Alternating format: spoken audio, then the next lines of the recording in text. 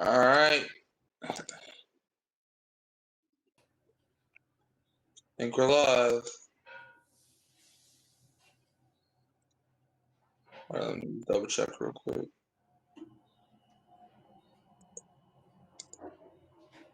Apparently from Colorado. Okay, whatever. Welcome. Who they? Okay. Welcome to another episode of the Who They versus Who That podcast. Kicks and we return to the 35-yard line. The Detroit Lions will take possession. And Kyle will be back in a minute. He's doing something right now, so you got me, for this current moment.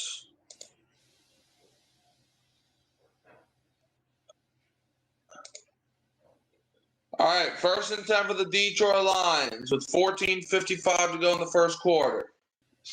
From their own 36-yard line. Jared Goff is going to throw. It's caught short by Amon-Ra St. for about a gain of 6 or 7. Is going to be second down with the Detroit Lions coming up. Woo! Second down, I think a gain of like 7 yards or whatnot. All right. Amon-Ra St. Yeah, he is good to go today, so we'll see how he plays. Obviously getting that ankle injury last week. We'll see how he plays today. You did catch a ball. To clarify what Mikey was saying, I made dinner too late today, so I gotta finish that. But luckily, Mikey's here and can be more professional than me. Yeah. Yeah, Kyle's live. I'm not live on my channel, so I don't know what's going on. Well, I put your thing in. Well, it's not connecting. No, it still says I'm not live. But... Okay.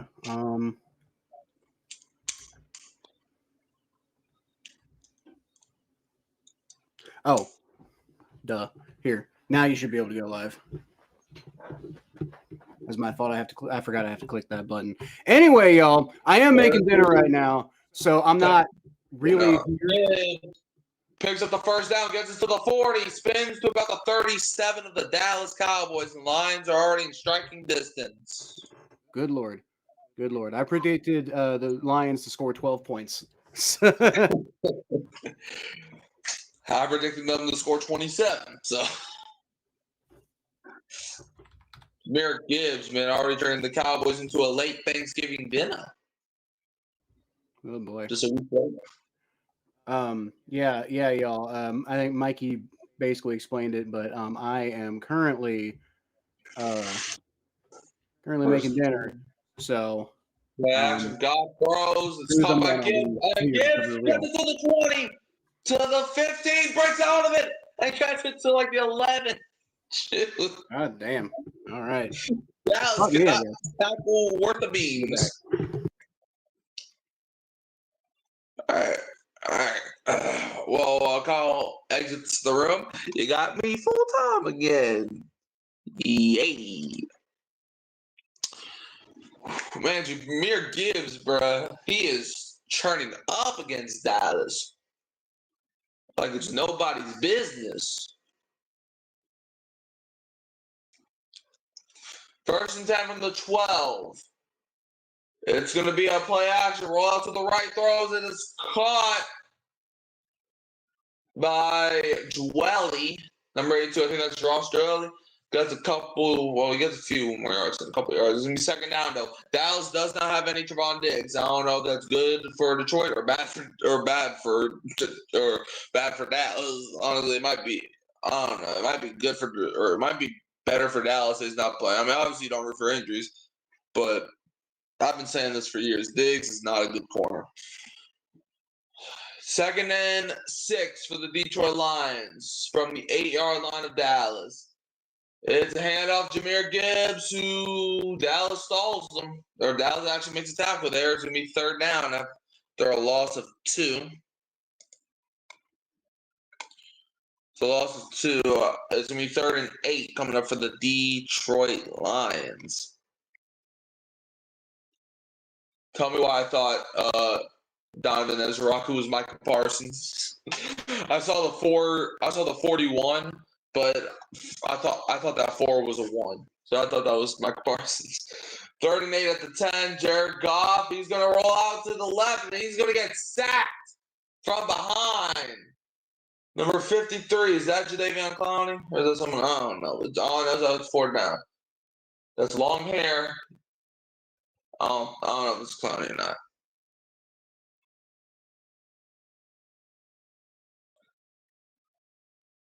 I do know this. It's 4th down, so a field goal is most likely coming up.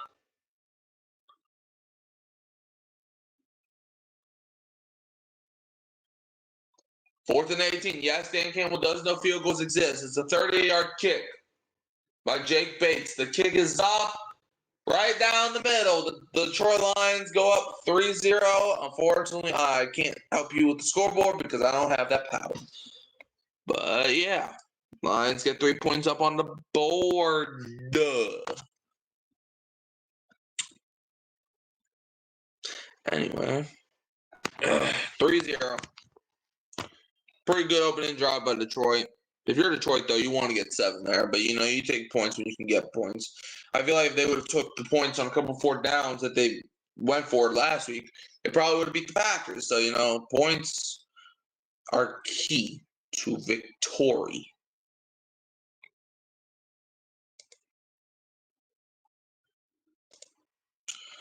But, so far, we've seen Dallas defense be trash. They were able to stop them on 3rd down, but that was about it. But the Detroit Lions, man, they do good. They got the field goals, but that's good for them.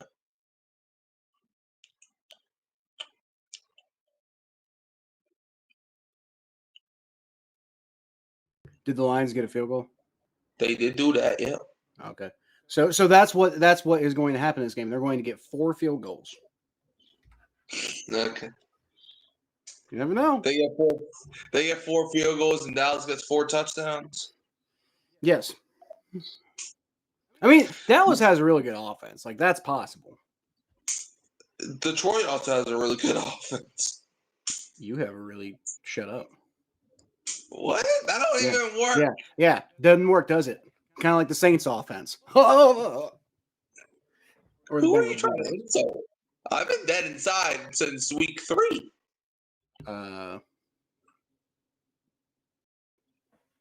Rashid Shaheed. You shut your mouth. No. Seattle don't even know how to use him right. Juwan Johnson. He don't even know how to use himself right. That's what I'm saying. Is it okay to insult him? Yeah, go ahead. I don't care. I insult him on a daily basis. Can't catch a ball. Man. Just imagine like Alshon Jeffrey, but with a blindfold on. But in the tight end's body. That's basically what Juwan Johnson is. Dan Campbell. What a loser. It's like he plays for the Bengals defense or something. Yeah, maybe. All right, Jake Bates lining up to kick this football. Kick is away.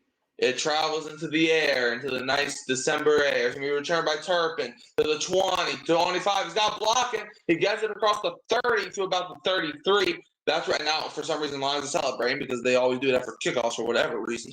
And it's Dallas Cowboys ball, and now you got me full time again because Kyle doesn't go bye-bye. Dak Prescott, 34,698 passing yards, most in team history throughout a career. And so far this season, 25 touchdown passes, tied for second in the NFL, and he has 8 interceptions. 1st and 10 for the Dallas Cowboys, 10:40 left in the first quarter. From their own 32, Dak under center. Pickens out wide. It's going to be a handoff up the middle. Javonte Williams picks up about 3 yards there. It's going to be 2nd down, gets it to about the 35-yard line. 2nd down coming up for the Dallas Cowboys.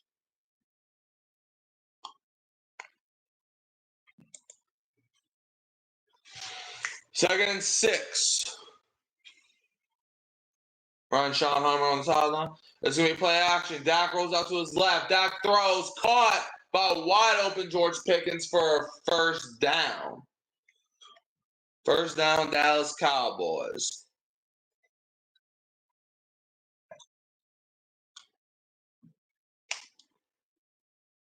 Ooh, an injured Lions on the field. That's not good. Who is it? I know Terry Arnold's not playing today at all, so this is not good for their defense. Thomas Harper. This is his second season. He plays safety. He has 2 interceptions and 6 pass deflections, and this is his second season, like I mentioned. Ooh, I think Pickens kind of went on top of him. Yeah, he just took a bad angle. He just took a bad angle, and that got himself hurt. He is on a knee, so it's not like he's completely down. He is on a knee. Talking to someone, like 4 different people. So, but I said he is on a knee. Okay, now he's getting up. See. I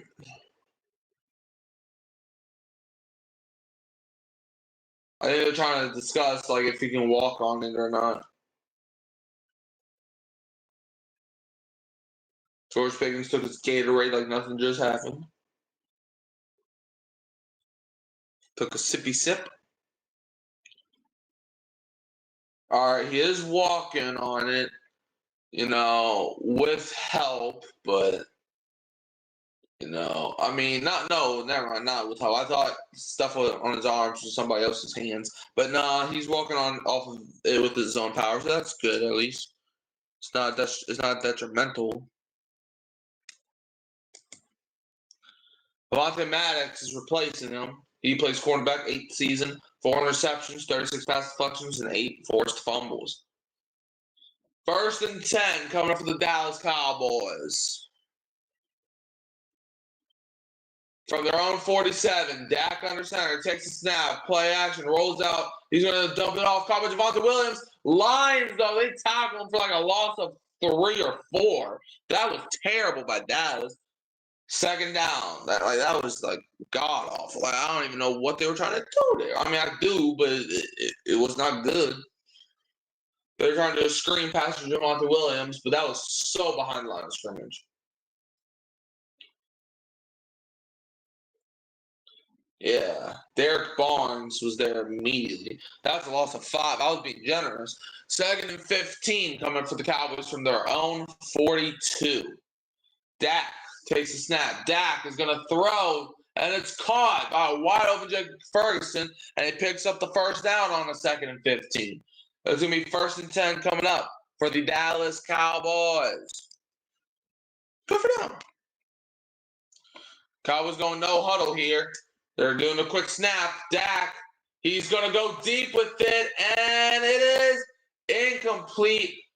Overthrows Jonathan Mingo, I think that was, or it might be someone different. I don't know. He overthrew him by a little bit. I thought maybe they probably thought it was going to be a penalty or something, but because they snapped it super quick. Yeah, that's the Jake Ferguson play. Yeah, I don't know why you left him that open over the middle of the field. Like, it was 2nd and 15. But it's going to be 2nd and 10. Yep, with 8:55 to go in the first quarter, 2nd and 10, Dallas Cowboys inside the Lions 40. It's going to be a draw play to Javonte Williams, who gets stalled at the line, maybe gets back to the line of scrimmage. It's going to be 3rd down for the Dallas Cowboys. Brian Schottenheimer calling someone with his little playbook. Play blicky. 3rd and 9 coming up for the Dallas Cowboys. Aiden Hutchinson looking for some fear. Cowboys have it at the Lions 39. Dak in a weird type of formation, but he takes a snap. Dak is going to throw, and it's incomplete, intended for George Pickens. Pickens is drawing for a flag. He doesn't get it. Now, the Lions DB is talking a lot of crap. That might have been Avonte Maddox when the coverage is the guy that we were talking about earlier. Yeah. That was nearly intercepted by two different guys. Like, that could have went either way. That ball could have went three ways, and it just fell harmlessly to the ground. That could have went interception, or a reception, but it falls to the ground. 57-yard field goal by Brian Aubrey. Right down the middle. The score is now 3-3 because this man don't miss. It's 3-3, everyone. Yeah, but good hold, and Brian Aubrey just booted. I'm going.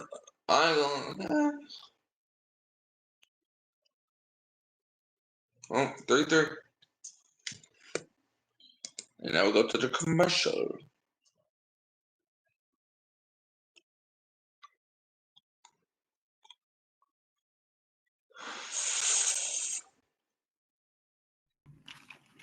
Okay, so I have revised my prediction. The Cowboys are going to score 8 field goals and 2 safeties. But I'm the weird one when it comes to scores, but okay.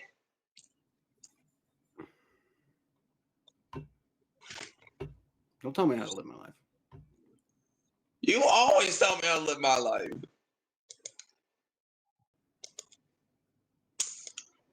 In fact, I'm going to tell you what to do right now. Put 3 points next to the Dallas Cowboys name. Don't tell me how to live my life. I'm going to tell you. You ever had shark? Huh? You ever had shark? Like to eat? Yeah. I don't think so. You should have some. I don't want some. It's pretty good. Good for you. I like shark. I don't even eat seafood anyway. And I'm from New Orleans. How do you live in a coastal city and you don't eat seafood? What's wrong with you? Because my mom's allergic to seafood, so I don't eat it so she don't get infected. Hold on one side. And now we got bots.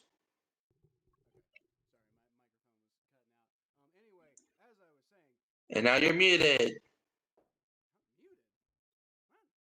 You are muted. I can't hear anything you say.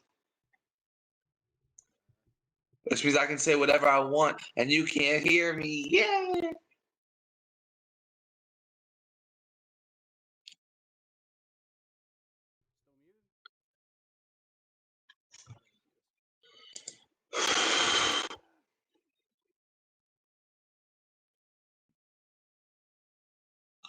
Three to three with darn. 3-3 with everyone above.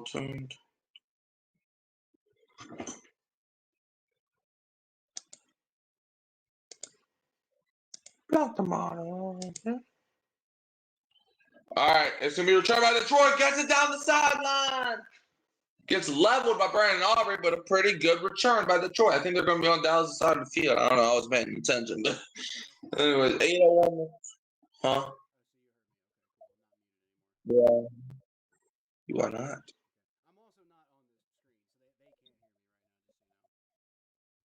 Oh, interesting. All right. Detroit Lions with the possession.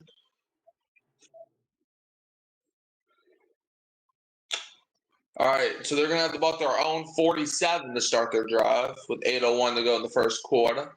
Jameson Williams in motion. It's going to be a handoff to, is that Montgomery or Gibbs? Which one? That's Montgomery, who gets about 3 yards. Could be better. Second down, Cowboys defense in the first 9 games, they were 31st in points per game and 31st in yards per game. But the last 3 games, they've been 16th in points per game and 14th in yards per game. So they've been less garbage than what they started the season as. Second and 8 for the Detroit Lions at their own 49-yard line. It's going to be a play action. Goff is going to just basically dirt it to the ground. Dallas is treating it like it's a fumble, and they might. And I think the refs, I don't know, they didn't blow the whistle. They're giving it to Dallas now. Hold on, I got to see a replay. They're giving it to Dallas. I got to see a replay. Yeah, I'm about to say, there's no way that ball. Oh, I got to see a replay on this. Well, let me see. Hold on, Goff. No, he blatantly darts it, bro. Like, how do you even call that a fumble on the field? Like, bro, what? He blatantly darts it. Like, if anything, that's more. Well, or yeah, they ruled it incomplete. I was about to say, ain't no. 3rd and 8, 7:23 left in the first quarter. All right, Amon-Ra St. Brown is just doing all of his dances back there. Jared Goff, aka Jared Goff. Was that not pass interference? Goff throws, and it's nearly intercepted, intended for Amon-Ra St. Brown. Ron Bland on the coverage. It's going to be 4th and 8. That looked like a lot of contact to me. No, it wasn't. Their quarterback is Jared Goff. He does not get pass interference calls no more. Well, he should, though, by the letter of the law. No. What do you got against Jared Goff, Mikey? You know what I have against him. Oh. No. Hold on. I'll tell you after this. Punt is away. Lions, that's some great way to waste your field position. There's a flag. Turpin. Lions. That's gonna be false. What do you call it? False fair catch. Yeah, false fair catch. Yeah, he called for fair catch and then started running with it. But Jared Goff was the quarterback for the Rams. That's what happened against him. Let's see. Yeah, he did this. He wasted the heavens. Well, actually, Matt Stafford is the quarterback of the Rams. Just so you know. He was the quarterback for the Rams. But he's as in past tense. Yeah, right. As in the 2019 Rams. You mean when he bested Drew Brees? No, I mean when he cheated Drew Brees. Maybe Drew Brees should play better. Maybe you should play better. You know what? California gave Drew Brees a career. That's all I'm saying. Maybe Drew Brees should be a little more grateful. No. Maybe you should be a little more grateful for all the Super Bowl wins you have. Oh, wait. Why would I be grateful for that? Because you don't have none. Well, maybe you should be grateful for Tom Brady's Super Bowl wins. Why would I ever do that? I mean, okay, I'm grateful for his 28-3 win because that helped the Saints win Super Bowl 2. Why? Because screw Atlanta. But yeah, I'm grateful for that one. Well, he beat the Rams, so you can be happy. Yeah, he did do that, but and he beat the Panthers too. Damn, was Tom Brady actually the nice guy all along? I was actually even though I rooted for the Patriots most of the time in their Super Bowls, I actually did root for the Panthers in that Super Bowl. Wait, was Tom Brady the good guy all along? I always liked Tom Brady. I always liked Tom Brady. I used to like him. Mostly because he pissed the fuck out of pissed Steelers fans the fuck off. It was really funny. I liked Brady too, but then he went to Tampa Bay and then he won a Super Bowl. And then, it's just business. 2nd and 8. Dallas Cowboys has it inside their own 6-yard line. Dak. He takes a snap from the end zone, throws, and it's caught by Pickens, who tries to get out of it. He falls forward for an extra couple yards. Who saw this being a defensive football game? Oh, yeah. No, I mean, we're in the first quarter, but... It's 3rd down. By the way, do you know who Beanie Bishop is? He's a running back, right? No, he's a cornerback. Do you know anything about him? I remember his name. That's about it. I think I scouted him in the draft one year, but it's been a while. Okay. What about him? What about him? The Saints just signed him, and I was going to see if you could give me any detail about him. That's a safety. Yeah, 3rd and 5. Dak gets stacked in the end zone. Oh wow, you're way behind me. That should be 2 points, but we know referees don't know what safeties are anymore. It's definitely a safety. It's like if they don't call this a safety, that's BS. These referees don't know. There it is. They called it. Okay. I told you. Didn't I tell you the Cowboys are going to get 4 safeties? Yeah, but the Lions got the safety. Right. But the Cowboys actually got the safety. Okay. I mean, hey, if it makes you feel better, now all the Lions got to do is get a touchdown, and they got their 12 points. Right, exactly. See? And then they're not going to score any more points the whole rest of the game, and the Cowboys are going to get 5 safeties. The play is under review, though, for what it's worth. No, it's a safety. As it should be, but I still have PTSD from that preseason game. I'm about to say it's absolutely a safety. Well, no, it is. The ball is in the end zone. Well, the ball, at least part of the ball was definitely in the end zone. But here's the deal: the play does not stop. When Dak Prescott gets hit, the play stops when the refs call like maybe if the refs call forward progress, but that is not what happened. So yeah. I mean, I don't see any reason why this would be anything other than a safety. Plus, you need overwhelming evidence to overturn it. Right.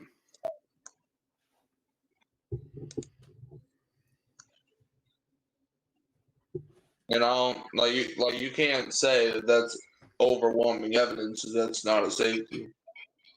Let's see.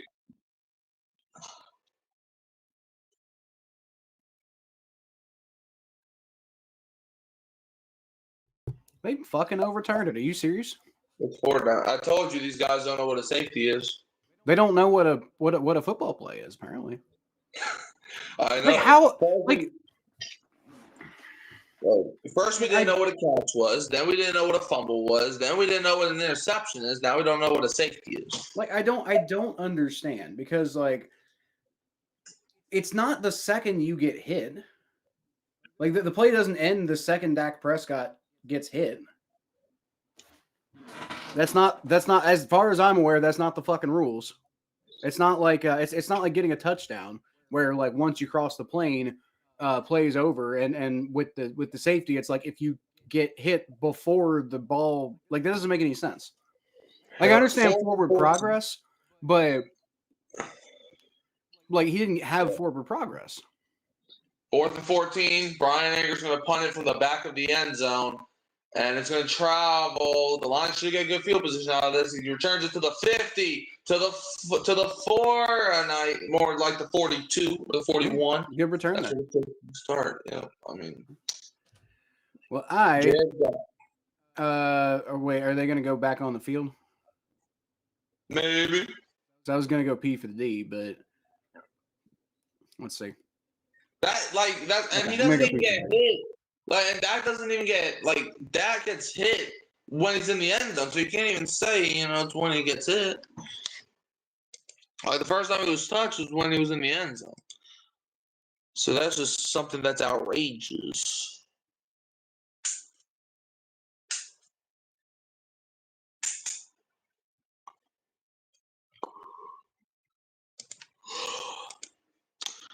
Anyways, young ones.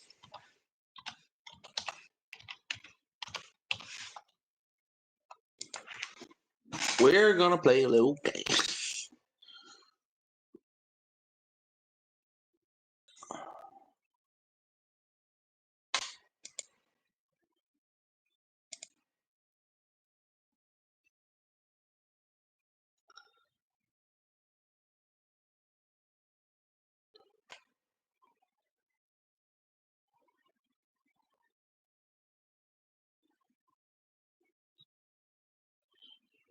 All right.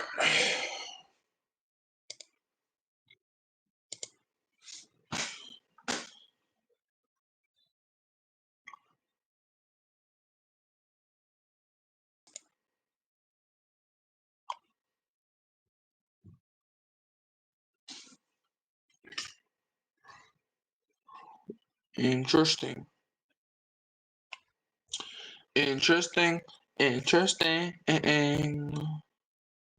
Breaking news coming out of New Orleans, coming across the wire. The Saints have cut Jawan Johnson and made Blake Grupe, or given Blake Grupe a lifetime contract. Okay. Grupe's on the Colts now, bro, so that's not even possible. Maybe they could trade for him, next year. No, No, they can't. They could agree to trade with the Colts next year. They could have a handshake agreement to do that next year. No. Yes, they could. And then they could they could tell the Colts to tell Blake Grupe that they're going to sign him to a lifetime contract. No. They could. No. Apparently, Terry McAuley has a lot to say about this. So, okay. But I have the game on mute, so I don't know what he said. He'll be all right. He's got a mama. All right. You say he's got Obama? Yeah. That's okay. 1st and 10. Lions from the Dallas 42. Jared Goff has shotgun. Goff is going to throw it. It's caught by Gibbs, who gets a few yards there. It's going to be 2nd down for the Lions.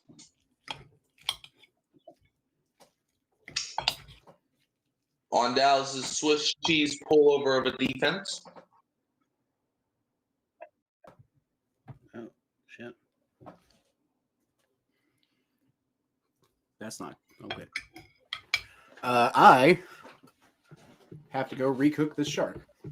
What the? It's like raw in the middle. Well, okay. That's the call for 1st down. All right. I'll be back. Okay. Y'all getting a lot of Mikey tonight. 1st down for the Detroit Lions. 1st and 10. 1st and 10. 1st and 10. CNN 10. All the 10s. With the 10s. We're with the 10s. Always going to be on the 10 team. Always on the 10 team. 1st and 10. Lions inside Dallas 32. Goff throws this. Dropped by an offensive lineman. There is a flag. What, was he not eligible? I forgot this is the game. It's 2nd down. Oh, hold on. What's the flag? Was he eligible? I didn't even notice. They had a lineman out wide.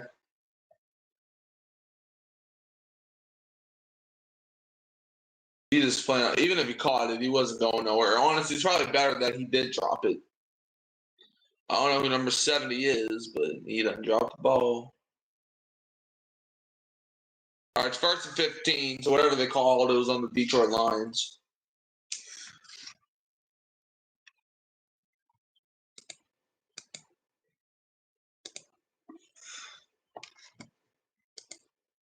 First and 15, Lions. Play action. Goff is going to throw. It is caught short by Gibbs. Gibbs turns it into like a gain of 2 or a gain of 30. It's going to be 2nd down coming up for the Detroit Lions.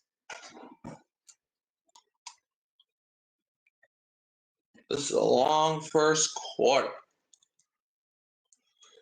The sun is shining. The sun is shining. Jahmyr Gibbs, 44 total touchdowns since the start of the 2023 season, 1st in the NFL, and 4,655 scrimmage yards, which is 2nd in the NFL since that time, only under Bijan Robinson. Pass is caught by Amon-Ra St. Brown. Amon-Ra gets it to the 10, gets it to the 6, where it's going to be tagged down. It's going to be 1st and goal for the Detroit Lions. Amon-Ra St. Brown. He's living in Ford Field now.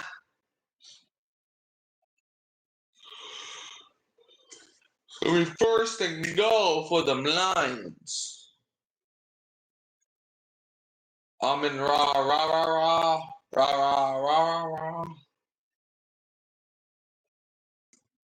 1st and goal. It's going to be a pitch. Jameson Williams he stretches in. Touchdown, Lions! J-Mo. Right? No, they're going to mark him short. Never mind. 2nd goal. They're marking him short. I thought it was in.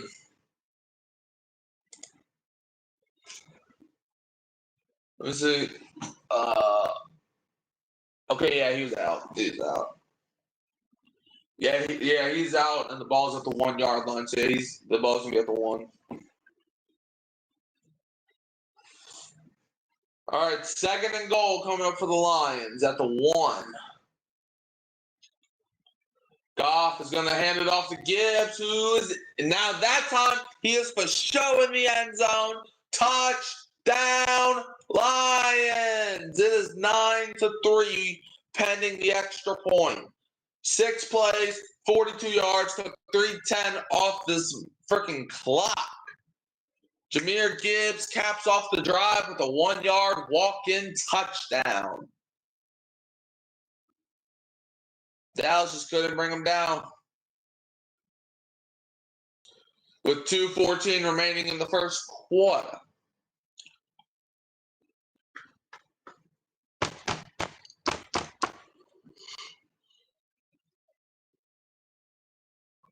Jake Bates coming out for the extra point. The kick is up, and it is right down the middle. Lions go up 10-3 against the Dallas Cowboys.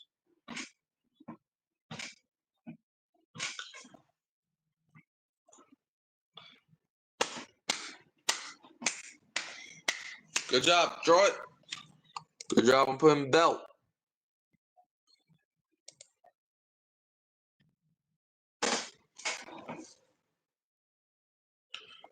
Sometimes you gotta think. Is the coach the a-hole, or is the a-hole the coach?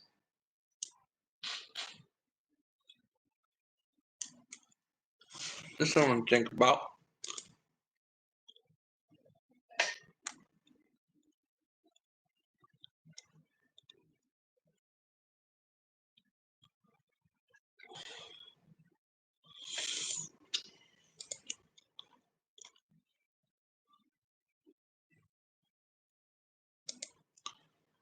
Anyways.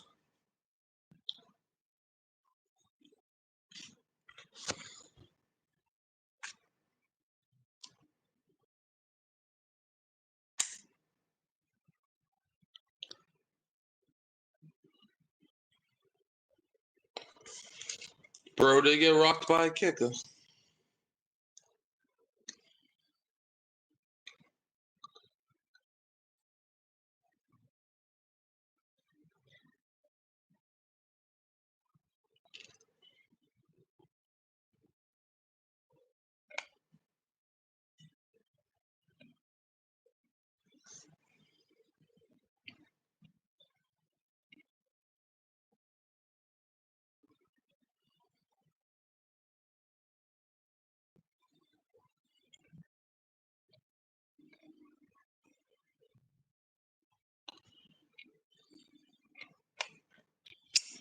Okay.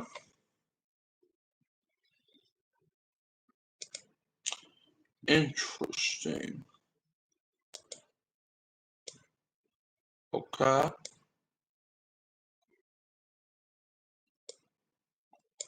right.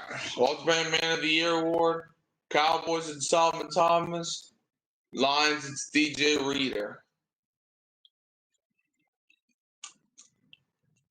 NFL honors is going to be on February 5th, where we get to see Drew Brees walk into the Hall of Fame. All right.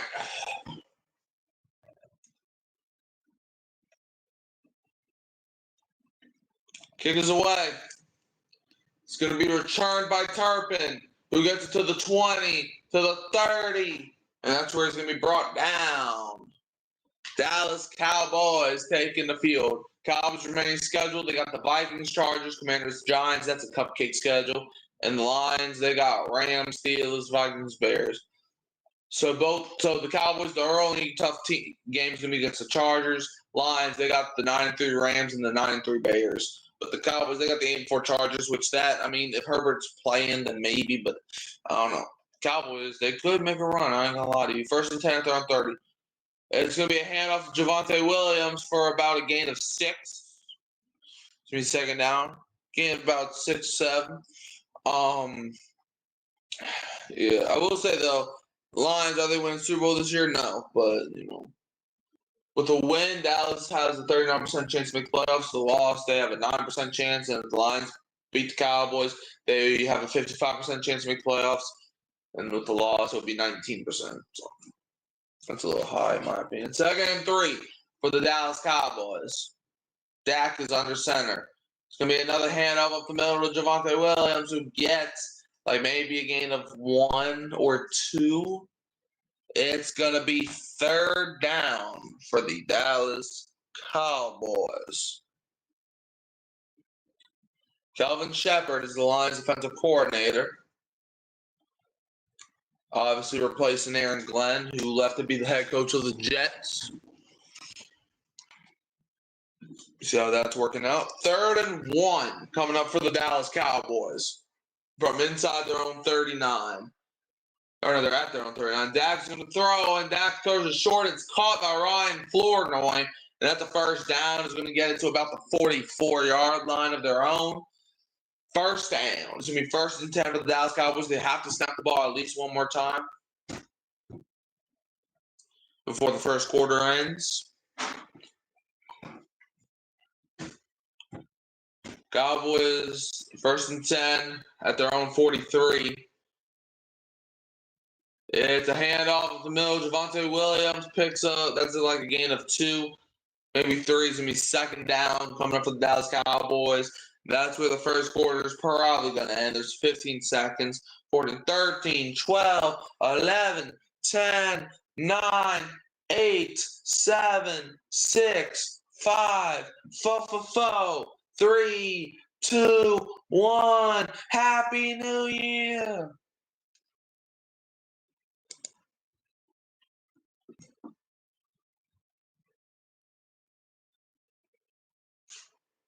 We're getting botted up right now.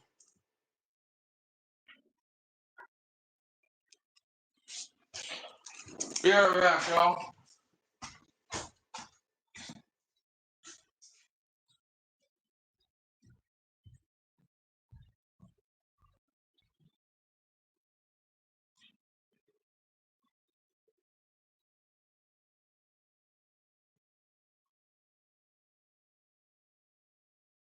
Okay, I apologize. I don't know where Mikey went, but yeah.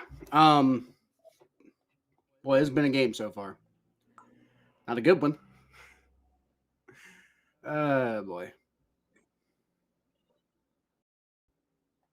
Where did the fucking... Sorry, I'm just trying to get caught up right now. Apologies, but I don't want to eat. I think you can cook medium rare shark, but I don't really want to eat it if I'm not supposed to. And I'm not super familiar with cooking shark, but it looked pretty good. Let's get this guy out of here. All right.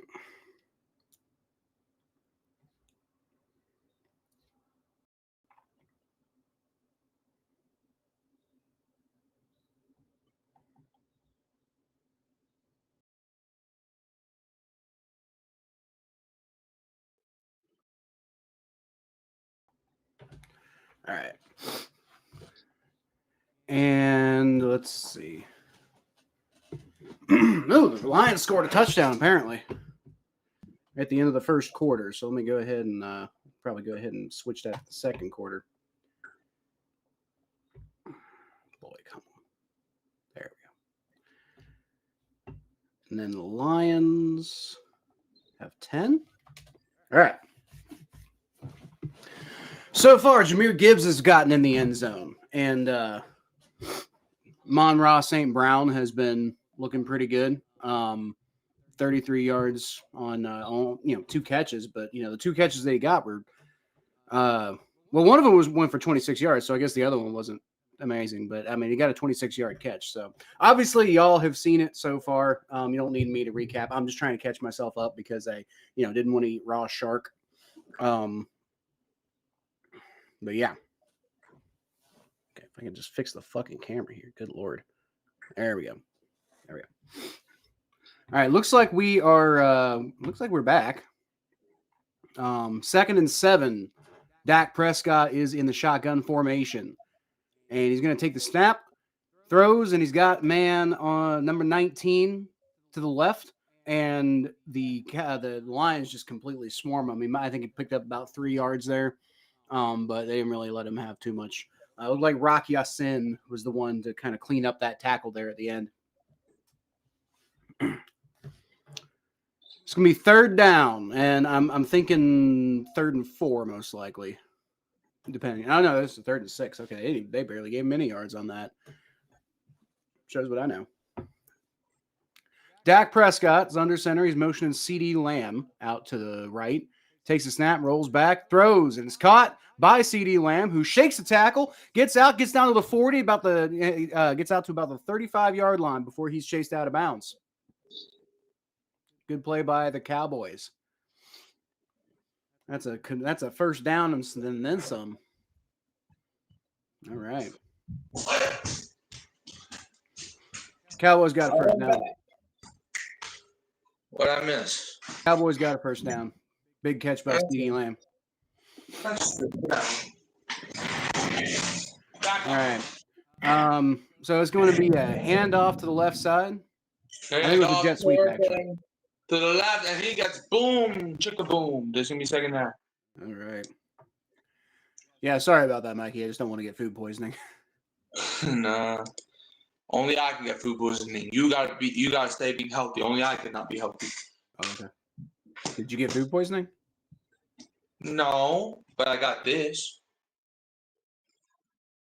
What's that? Allergic reaction. Oh, yeah, don't do that. Yeah, well, too late. Oh, is that why you were gone? Nah, I got that, want to say yesterday. So. Oh, okay. Sorry about that. No, it's whatever. 2nd and 6, hand off to Javonte Williams for like a gain of 2. Brian Branch snuffs that one out. Yeah, all right, so Tyron Hopper is out for the rest of the game. Not good from him. Oh, darn it. 3rd down. 3rd and 3 coming from the Cowboys with that big old playbook by Mr. Brian Schottenheimer.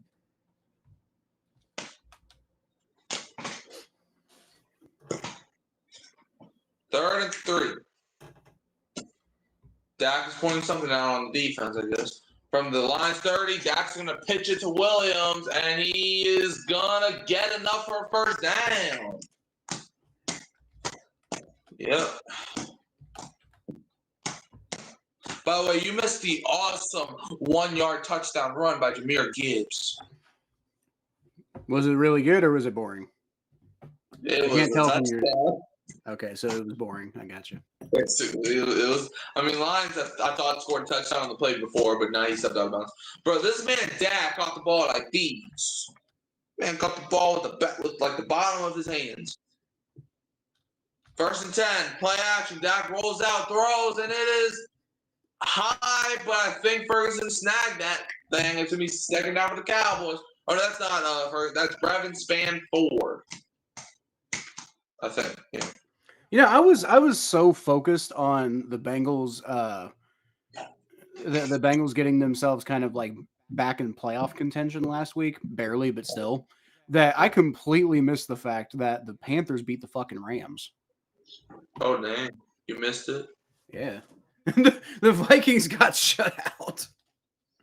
Is it the first time you're knowing what happened in the games? Like all the games, yeah. I didn't really because the Bengals played on Thursday night, so and I kind of took Sunday off, so I watched the Bills Steelers game, like I watched that game, and then I watched the Broncos Commanders game, but I didn't really look into what happened with the rest of the games. Do you know what happened in our game? I know you lost. Yeah. QB sneak. Dak does the first downy. I've never been that emotionless after a loss in my entire life. I think wasn't I in your chat? Yeah, you were. Yeah, so like I mean I think I was aware of what happened. I remember you being very dead at the end. Yeah, I've never been that emotionless after a loss. I was just drained. 1st and 10. Lamb is in motion. It's going to be a fake pitch. Dak rolls out to the right. He's going to throw it up, and it's incomplete. Well, hey, the good news is you got your prediction right. What? You predicted the Dolphins to win. Yes, I did. You predicted the Lions to win this one, right? I did. And technically, if you end the game right now, I would get it right. That is accurate.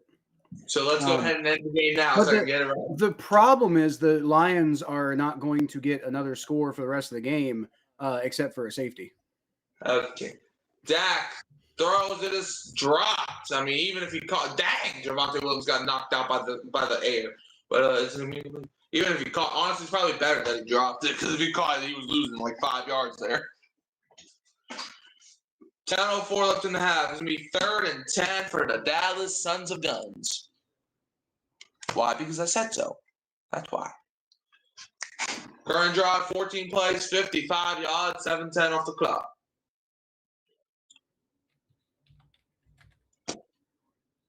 What? Okay, 3rd and 10. Lord. Gosh darn it. 3rd and 10. Dak is going to get sacked. Dak gets taken down.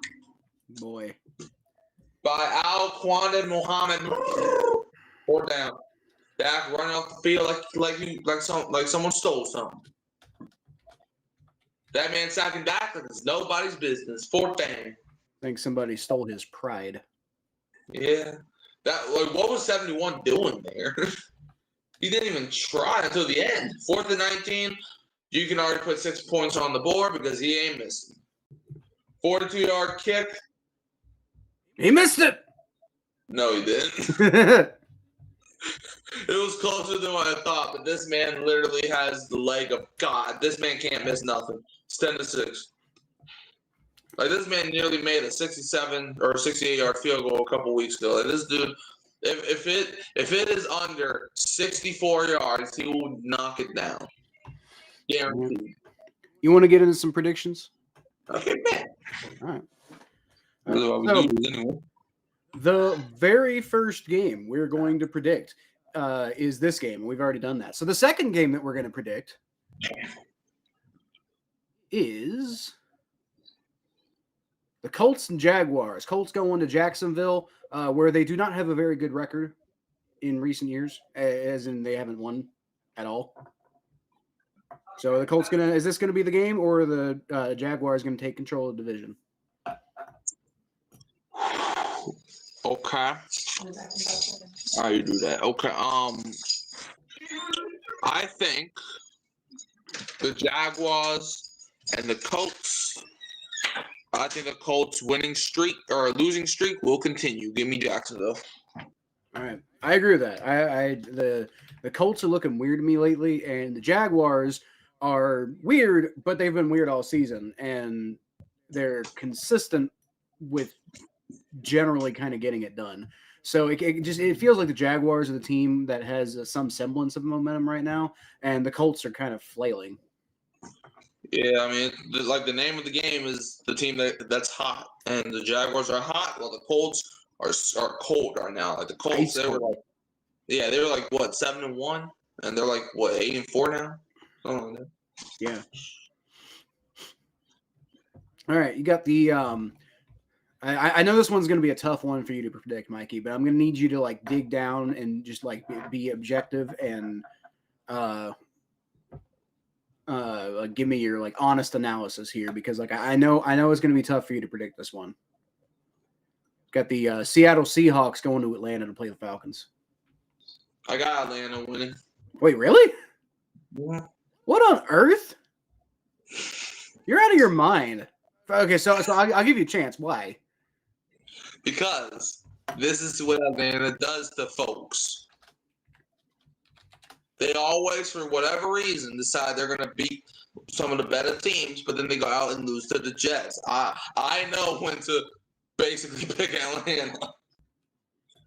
Okay, well, I think you're crazy. I think the Seahawks are going to run away with this one. No, I'm playing. I still got Atlanta winning. Yeah, I don't. I think Seattle's going to mop them. And I hope you're right. And, I mean, Atlanta, they don't even have their first round pick next year, so I get busted both ways. Let's see. The Titans and Browns. Yeah. Ugh. Why? Why? I mean, give me the Browns because the Browns are less terrible. So give me Cleveland. Okay, I'm gonna take the Titans. Feels like the Titans are kind of due for a crazy ass win. I mean, it's the Browns, bro. It is also the Browns, but I don't know. The Browns have not been as bad as the Titans this year. It's Damn, a play Goff. action. Goff is looking. Goff. He has all day. He's gonna. What in the world are you doing, my brother? I don't know. Just throwing You it had to all day nobody, to throw. That's the decision you do. I guess. He was just trying to make you feel better. Parsons. No, it's the ghost of Bradley Roby Coleman. You shut your mouth. What, you gonna say the ghost of Tommy Lee Lewis next? Yes. How is he doing, by the way? How my boy Tommy doing? I have no idea. Even though the Cal tried to give this man a concussion. Flag on the play. False start on the idiot. What? That's not very nice. He'll be all right. He got a mama. Okay. False start on Frazier. 2nd and 15 coming up for Detroit at their own 24-yard line. J-Mo motions out wide to the left. Goff in shotgun formation. Ooh! Goff is going to throw. Caught by Gibbs. Gibbs. Ooh, he tries to break out of something. And it's going to be like 3rd and 2 coming up next. That was a nasty spin move that turned into nothing, but it was still a nasty spin move. Yeah. He was just like, psych. And then the guy was like, I still got your ankle. Psych, boy. You a tiny boy. Give it credit to what's his name? Overshone? You could you could say that's his name. Yeah, give him credit for that was offsides, first of all. Like there was like 30 penalties on that play, and none of them got called. And the pass is incomplete intended for J-Mo, and it's 4th down. Did you see that? There was like 30 penalties on that play, and none of them got called. Yeah. Honestly, I'm happy that they didn't call them. The entire Cowboys defensive line jumped. Oh, yeah, that's playing off sides, but we're just going to ignore that, okay? Apparently. The entire this isn't like oh, one guy and the refs might have missed him. No, the entire Cowboys defensive line jumped. But we're going to ignore that, okay? Don't even bring it up no more. Oh, man.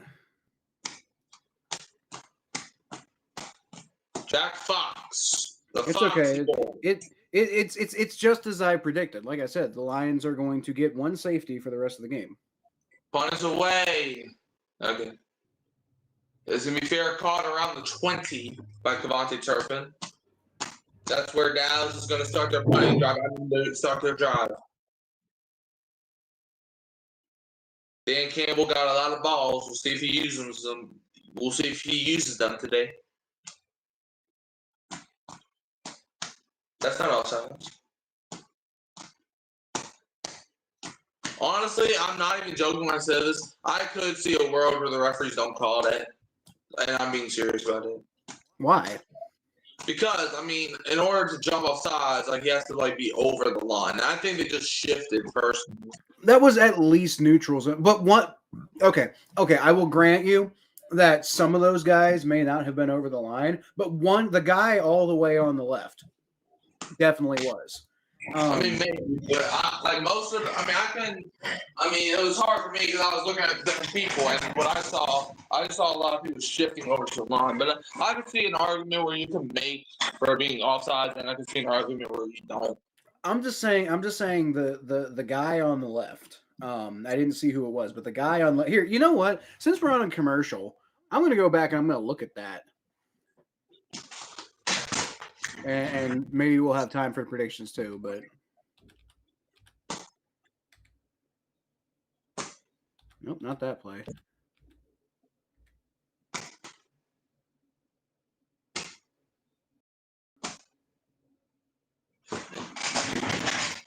Yeah, okay, here we go. All right. Yeah. All right. Well, Jerry's already in the chat. What's good, Jerry? Jerry says I was offsides all day. Go see how bad it really is. I mean, yeah. Okay, so I think I was a little wrong. I think the guy on the left did not actually go across the line before the ball snapped, but the right defensive tackle did. Like I've got it paused right now. The ball hasn't moved, and the right defensive tackle is over the line. Not by a lot, but by a little bit. And there's another one, and his foot goes over the line. And I think at this now at this point, technically the ball is snapped. So let me go back. Like, god damn it. This is way too fine.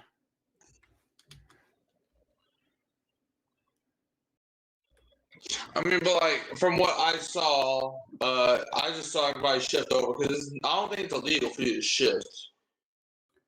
Yes, but it is illegal to go over the line. That's what I'm saying. Like, okay, so there's the snap, and okay, so the guy that I thought I saw go over, he was not. I don't think he's over. His hand is over, but I don't know if that counts. But the defensive tackle, the right defensive tackle, is his foot is over the line. That's a neutral zone infraction. Well, actually, Dak throws it deep, and he's got CeeDee Lamb wide open to almost the 40 of Detroit. So just to confirm, that was indeed at least a neutral zone infraction that was missed by the refs, and it was so fucking obvious too. I mean, the refs might have been distracted because a lot of guys moved at the same time. I mean, maybe, but if that's the case, maybe more teams should just do that all the fucking time. Oh, how's that not roughing the passer? Yeah. But how is all the teeny tiny stuff roughing the passer? But Brian Branch going to take off Dak's head, and that's not a flag. Dak doesn't play action. What the hell? Did he catch that? No, he didn't catch that, but you could argue that was a fumble. I mean, the clock's still moving, so I think they did call that a fumble. They already caught it. Clock's still moving. That's like a loss of 20. Yeah, that ball went backwards. That's a fumble. Yeah, that's definitely fumble.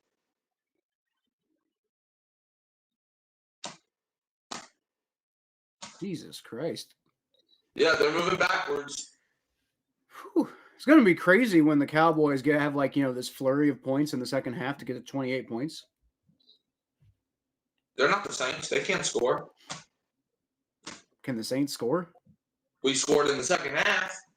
Not enough. We scored 17 points in the second half. Okay. 2nd and 26. Dallas has at their own 42. Dang, 2nd and 26 is crazy. Dak throws. It's caught by Lamb. It's pushed out of bounds by DJ Reed. It's going to be 3rd and. They made all of the progress to get from 2nd and 26 to 3rd and 21. Oh, good job, guys. 3rd down. Y'all should just punt the ball right here because you ain't getting nothing. I won't be surprised if they just run the ball and give up because that's usually what teams do in these situations. 3rd and 21 for the Dallas Cowboys, the Cowgirls. They have the ball inside their own 46-yard line. Dak's saying, okay, on this play, I'm going to slip on the banana peel. Say, what? Dak takes a snap. Dak got out of that one. Basically, nearly a on the line and throws by Ferguson. It's a fumble! And he fumbled the ball, and the Lions are covered. Lions fell on it. Good Lord. Good Lord. I don't know. First of all, okay, Jake Ferguson, you can't be doing that. But first of all, why the hell did Dak Prescott throw that ball to Jake Ferguson? There was no way he was getting a first down there. It's because Dak is brain dead. It's 1st down lines. But Dak's been good this year. That was a clean punch out too. I think Brian Branch fell on him. That was Dak's been good this year. He just looks really brain dead today. Yeah. He looks like he turned into Lamar Jackson. Okay. 1st and 10. 6:15. Why do you have a Titans ball? Huh? Why do you have a Titans ball? Because when I was younger, I got this for Christmas. This is the only ball I could find.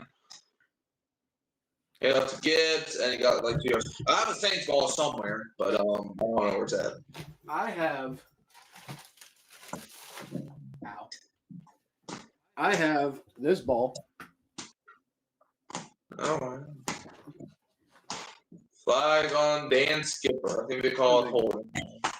As a game-used Corey Dillon football from when he set the at the time, I believe, the NFL single game rushing record, 297 yards in a game. Oh wow! Oh no, I'm sorry, 278. It even says so on here. I actually have an Atlanta football because my mom got it for me because basically to make a cheap joke because she knew I was gonna get pissed off and she was damn right. I'm gonna buy you a Younghoe Koo jersey. Don't. It's a don't. That's a good. By the way, you saw that field goal attempt on Monday night by Younghoe Koo? No.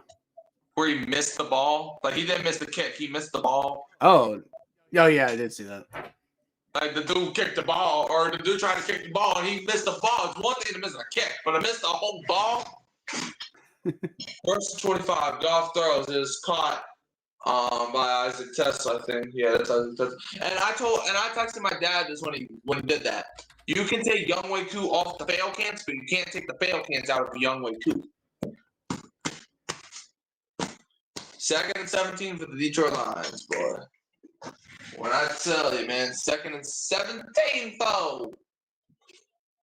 Lions have their own 40-yard line. Goff under center. Play action. Goff is looking. Goff is going to air it out. And it's caught by Jameson Williams for a first down. Gets it to the Dallas 35. Nice job. First down Detroit.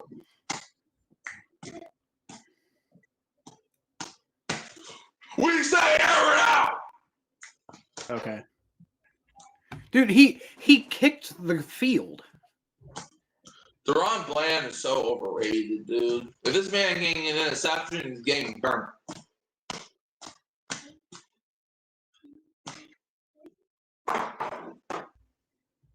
First and 10. There you go. Oh, no, It's overthrown by J-Mo. Or overthrown intended for J-Mo. Overthrown by J-Mo because it was actually he actually impersonated Jared Goff on that play. No, I meant to say overthrown by Goff intended for J-Mo. 2nd down Lions. Why does he get a nickname? He's not like all that good. Who, Jameson Williams? Yeah. I mean, he's good. But... He's okay, but like I mean, people were talking about him coming out of the draft like he was going to be like the next Jerry Rice.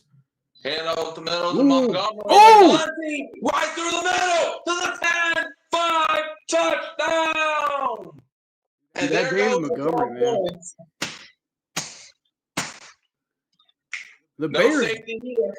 The Bears wasted that guy, man. They did. 4 plays, all the yards, all the touchdowns. Yeah, it's crazy.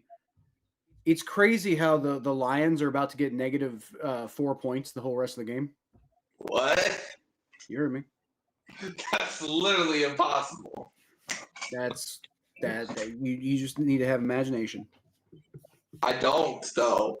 I mean, no, that is not true. I mean, and the kick is up, and it's good for negative 5 points. Okay, Lions up 17-6. Big scoreboard count. No, you don't want to. I already did it. Well, do it again. Okay. There you go. That's crazy. What? No. Fix it the first time. You're going to have people here confused. You told me to fix it again, so I fixed it again. Yeah, I fixed it to the right scoreboard. But it was already on that, and you told me to change it. So what I'm saying is this is your fault. Nothing's my fault. I'm a guy who got sent a video of someone saying that the Saints Super Bowl win was just a dream. So nothing's my fault anymore. Was it? I don't know anymore. Like, bro, well, first of all, it couldn't have been your dream because you weren't like alive. Bro, there was a Saints fan that made a whole diss track on the Saints for how trash we are. That's a special kind of cynical. Nah, because this dude like was like six. Nah, like bro, it was a funny video. John, it was funny. It was funny. I was even laughing, and he was insulting my team and his. I thought it was stupid. You didn't even watch it. You don't know that. I do know that. You don't. I know everything you do. No, well, what am I about to do next then? You're about to say, let's go to predictions. Wrong. You're about to go P for the D. No. What I was going to do next was say wrong. Oh, okay. I would have thought it was pretty obvious, personally. Okay. All right. Well, it's prediction time. Okay. All right. Next up, we got the Commanders and Vikings. Ugh, God, what's up with these awful games this week? Oh, that's gonna be good. Give me the Vikings. I don't know if I believe in the Vikings at all right now. I'm gonna take the Commanders.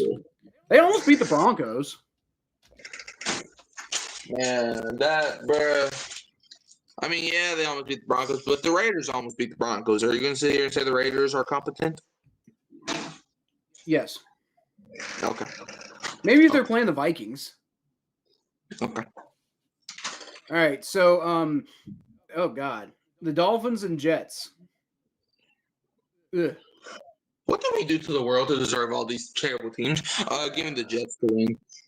I mean, not the Jets, the Dolphins. I'm gonna take the Jets. Okay, you do that. Yeah. You didn't see that one coming, did you? I did. That's what I thought. Yeah, you know why I'm taking the Jets? Because screw me. No, because I'm actually thinking Mike McDaniel is going to. They're going to lose this game. Mike McDaniel is going to get fired. Because he likes West Side Story. Okay. Holding on some dude named James. I think that's a game. Here comes the Jetson. Jets all the way from here first. Okay. Jetsons. Huh? Meet George Jetson. No, I'm good. All right. Jerry Jones, just a smile. I don't even see your face whenever you are crying. 1st and 10, Dak. He does throw. Devontae Williams, who runs over our dude's face for like a gain of 4. 2nd down for Dallas.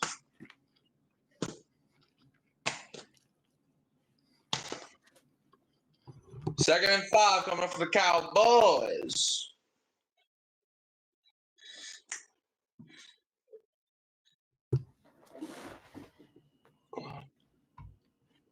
Cowboys have it at their own 25-yard line. Why did I say so?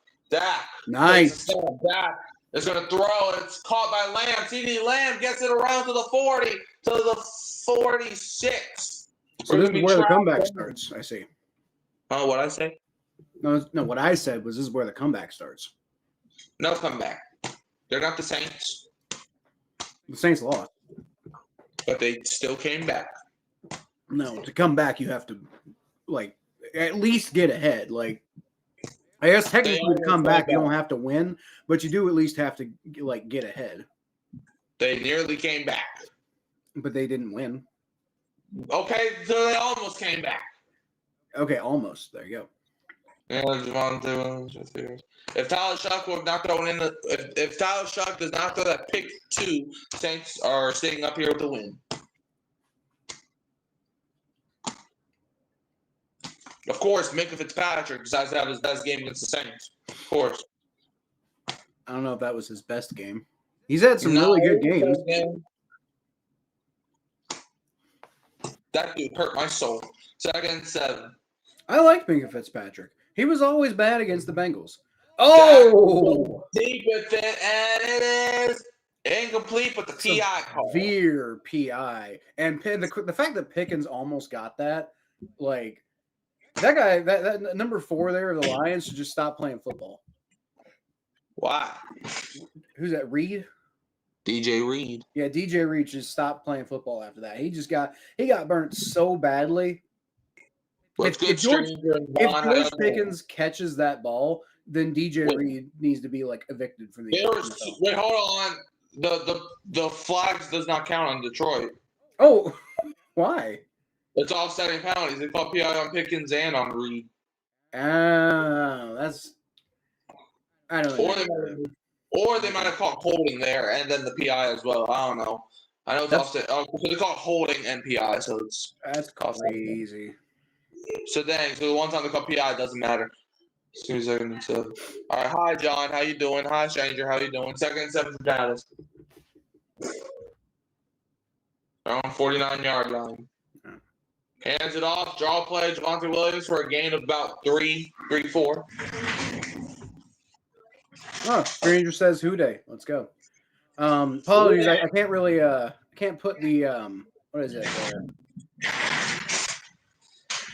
I can't put the chat up right now because I'm getting swarmed by bots. But yeah, but what's going on, everybody? And John was apparently here when I was saying that they got -5, so they've been here for a while apparently. Sorry, guys. It's all Kyle's fault. We all blame him, okay? What did I do? You forgot to acknowledge your fans. But they weren't here earlier. They were here long enough. Okay, I don't need to see Aiden Hutchinson like dancing like wildly in a gym. Yes, you do. No, I don't. You have to. Prediction time? No. No prediction time? Nope. We're not doing predictions today. Okay. All right. So speaking of really bad games, here's a game between some bad teams, but it's going to be a really interesting game and might actually be a really good game. Okay. The Pittsburgh Steelers traveling to Baltimore to play the Ravens in a game that could define the division, but could also open a pathway for the Bengals. Yeah, okay, I got Ravens getting this win. I also got the Ravens. The Steelers are kind of floundering right now, and the Ravens aren't really very good either. But I don't know. It's in Baltimore.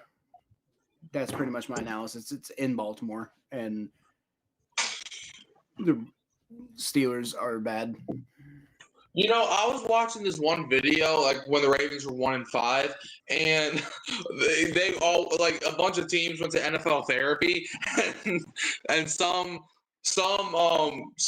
like the therapist, I think said that, hey, y'all played like a JUCO college, and then the guy was like, well, hey, at least we could beat a JUCO college, and then the Ravens fan was like, somebody, I forgot what happened, but somebody said, hey, at least, something.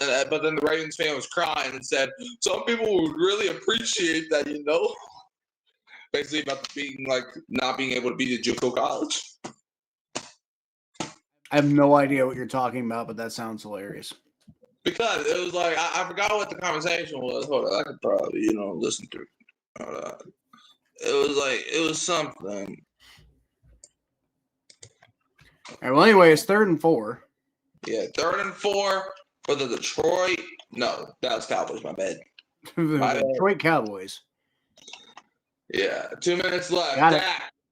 Dak's going to throw it. It's caught by the little man. Is that Pickens or Lamb? I couldn't tell there.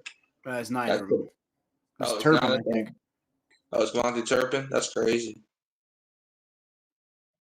First down. Dak 14 for 18 for 133 yards. Good for him. I hope he does well. Just not today. Or any day. 1st and 10. Cowboys have at the Detroit. Goes deep. Nothing. Dak goes deep on the left side, and he misfires, intended for Lamb.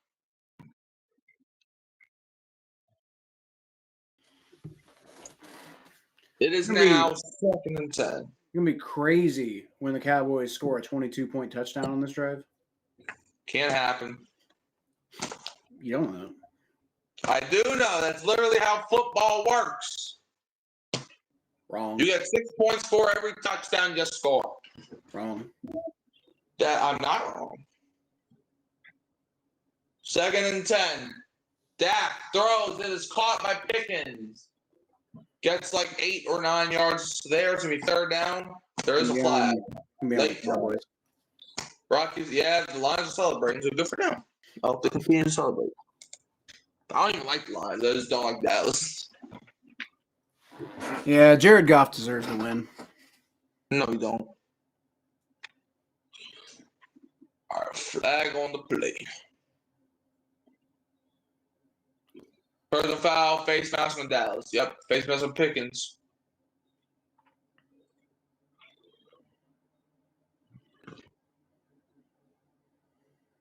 Somebody doesn't agree with that, even though it was blatant.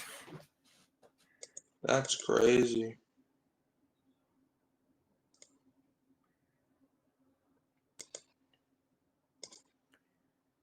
All right, 2nd and 25. 2nd and 25 from their own 42. 1:19 left in the half. Dak and shotgun. Takes a snap. Hutch got put down like a dog, and the pass is caught by Lamb across the 50s. It's going to be 3rd down. That's because Aiden Hutchinson sucks. Oh, what'd you say? That's because Aiden Hutchinson sucks. Oh, wow. He does. Trey Hendrickson's way better. Except he doesn't play football anymore, apparently. Trey Hendrickson, yeah, that's crazy.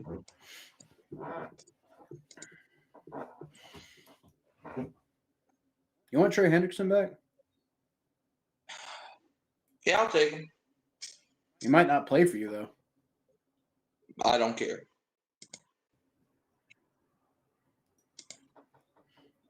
An injured Trey Hendrickson would probably be better than anybody we have right now. Who's the best player the Saints have? Like, overall wise? Other than, yeah, overall.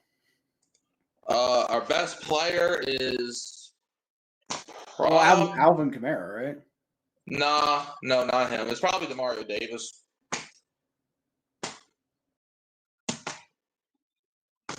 Alvin Kamara probably isn't even top 10 on our own team at this point. Top 10? Yep, you heard me. Pass caught by Ferguson, and it's going to be 4th down. Name 10 players better than Alvin Kamara. This season, Tyler Shuck, Cameron Jordan, DeMario Davis. I thought you said Cameron Jordan's washed. This season, you turn back the clock. I don't know what to tell you. Let's see, Cameron Jordan, DeMario Davis, Tyler Shuck. What's his name? Pete Werner, Ty Kroger.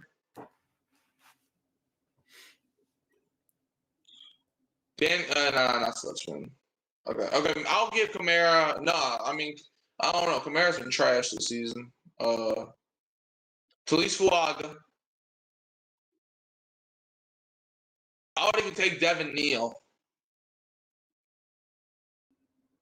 There's one guy I know you really like who you haven't said yet.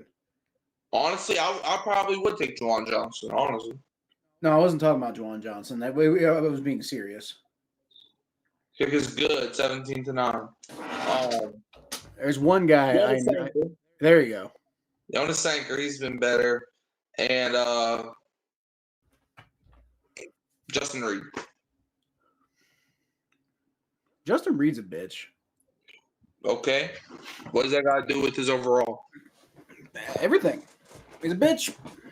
He used to be a bitch. He's still a bitch. No, he's not. He is. Why? Because he is a little baby boo-boo bitch. Well, he's been playing for, Kamara's ran, I think, 7 of our last 8 games. He ran for under 30 rushing yards. So, it doesn't. Right. It's probably because Talise Fuaga sucks. Okay. Okay, all right, I found the clip. Hold on. Kick is away. It's going to be returned out of the end zone. turns into the 20.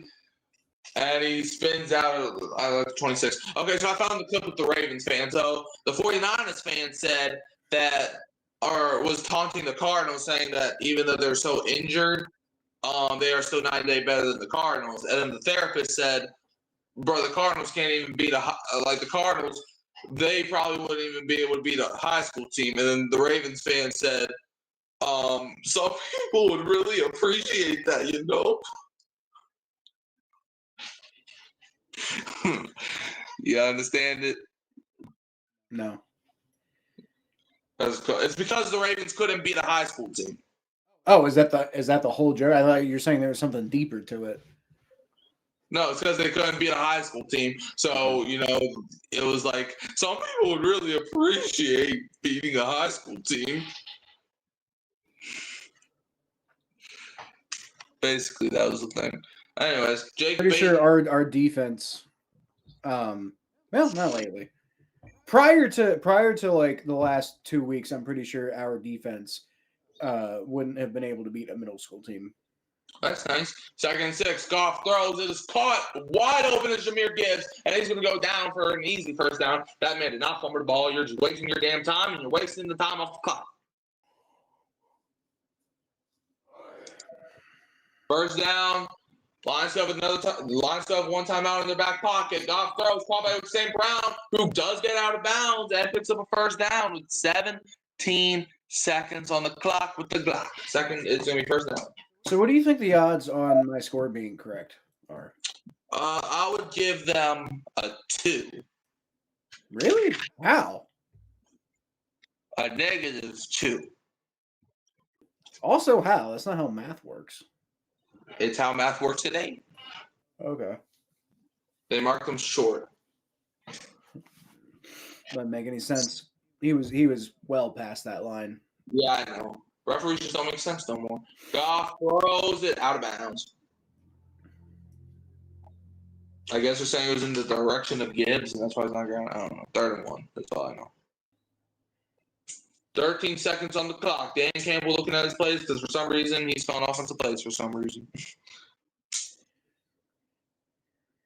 Dallas still has all their defensive timeouts. I don't even know if they're going to use any at this point. Lions have one timeout that they could decide to use or defer to the next half.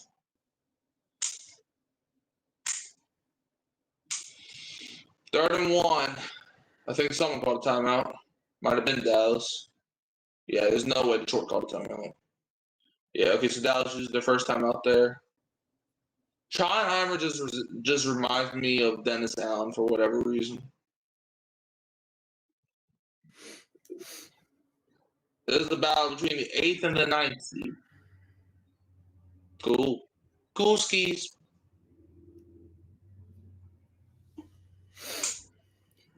For the right to also not make the playoffs. Yep. Dude, if the Lions miss the playoffs, that'd be crazy. I would say I told y'all so. Did you? Yeah. That's pass interference. 3rd and 1. Goff throws it deep, and the pass is incomplete. Intended for Amon-Ra, but a flag. 10 seconds left. And that's going to put them in field goal range. Detroit might take one shot to the end zone, maybe 2, depending on how much time that runs off. But see, PI on the Dallas, boy. It's on Siobhan Rebel, the rookie.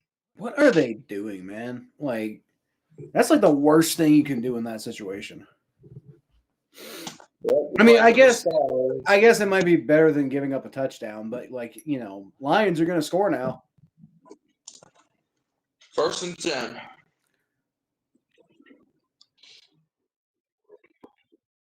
Lions have at Dallas' 29. Goff and shotgun.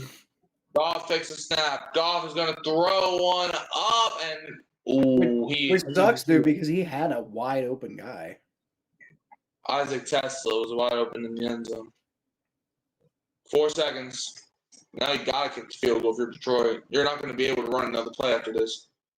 Did he just dive? Did you see that? That was against the same dude that committed the PI. Like he didn't even look like he got pushed or tripped or anything. He just looked like he like dove. Like you know when you're playing Madden and you accidentally hit the X button? Oh yeah, I know. That's what I it looked did that like. earlier today. That's what it looked like happened. Yeah, I remember one time earlier today. I was in the playoffs. Don't hate me, but I was playing with the Pittsburgh Steelers, and I was going against the Buffalo Bills in Buffalo. The Steelers ended up winning that game 24-17. But I remember it was 4th down, and I was using Cameron Hayward, and I accidentally dove. We still sacked Josh Allen, though, because for some reason he didn't throw the ball. You're banned. What did I do? You know what you did. Because I We made don't it talk to about the such things on this channel. Because I made it to the AFC Championship with the Pittsburgh Steelers? Yes. That's heresy. Ooh, he So is it barely like made good? that. He Kick is barely good halftime. I mean, if it makes you feel better, I lost the AFC Championship to the Ravens. No, it doesn't make me feel better. Because I threw an interception on the last play of the game when I was down by like 3. I threw an interception because I was at the 4-yard line. All right, you ready for some predictions? Yep. But in my defense, Aaron Rodgers just sold me. But, All right. We got the Denver Broncos going to speaking of the Broncos and Raiders, they're playing again this week, apparently. Oh, yeah. Why do the Raiders have to have a division? I'm going to take the Raiders. I'm take the Broncos. Okay. I just feel like the Broncos are due for a dumb loss. It feels like at some point. Oh, I know exactly what I'm doing in this next game. All right. We got Bears, Packers. You sound awfully excited. Yeah. I got Packers. Because it's time. Okay, apparently you don't think it's time. I think it's time for me to finally be right about picking the Bears over the Packers. How many times on this channel, Mikey, have I picked the Bears to beat the Packers and they've made me look silly? I don't know. It's far too many. You used to like have a whole like joke about me doing that. Oh, I did. Yeah. But I think it's time. I think it's time the Bears actually get it done. They're not going to get it done, though. I think they are. I think they're going to do it in Lambeau. I mean, I know the Packers beat the Bears last year, which was like the first time in like almost a decade. I don't think I picked it, though. Yeah, you probably did. All right. Rams Cardinals in Arizona. Oh, yeah. This is give me the Rams. Yeah, I was about to say, like if the Rams hadn't just lost last week to a team they shouldn't be losing to, then I might consider picking the Cardinals here, but like they're not gonna let that happen again. The Rams, they're gonna play with hatred. Right. In their heart. Yep. And they're gonna be like, rest in peace. I mean, don't get me wrong. The Panthers appear to be a pretty decent football team. I will get you wrong. You don't ever say that. They are, though. Okay. If they're a decent team, then why do they lose to us? That's a good question. That's honestly, I don't have an answer for you, but that is a very good question. I still don't know how that happened. Why did we lose to the Jets? Wait, what? Because we're not a bad football team, but we sure looked like it for 2 weeks there. Why did Atlanta blow a 28-3 lead? Oh, that's why. Yeah. They didn't make it to the Super Bowl, though. Yeah, they sure did. Were the Saints in the Super Bowl that year? Huh? Were the Saints in the Super Bowl that year? No, but we won a Super Bowl, which is more than they can say. Yeah, but they, when's the last time you went, though? When's the last time you went, though? Oh, my bad. I don't know. I didn't know you get Super Bowl rings for appearing in the Super Bowl. Well, Are you the type of people where every time you finish second place, you consider that winning the entire trophy? Well, no, but I am the type of person who thinks that there is a difference between second place and 32nd place. No, you got two things. You got two things in the NFL. You got the first place teams and the last place teams. If you don't win the Super Bowl, everybody else is last. Because You're either first or you're last. Huh? You're either first or you're last. Exactly. It's either you win the Super Bowl or you are depressed.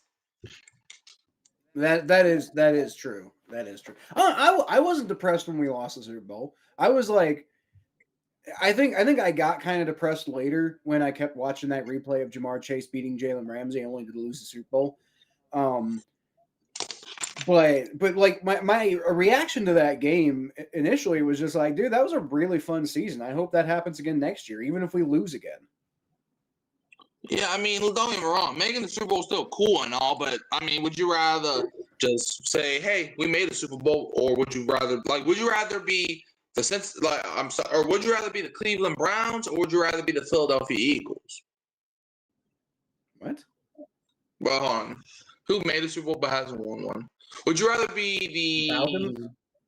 No. Would you rather be the Carolina Panthers or the Philadelphia Eagles? Because the Panthers, they made a Super Bowl a few years ago, but the Eagles won a Super Bowl. Would you rather be the Eagles or the Panthers? I'm just saying. I still don't understand how there's a comparison there.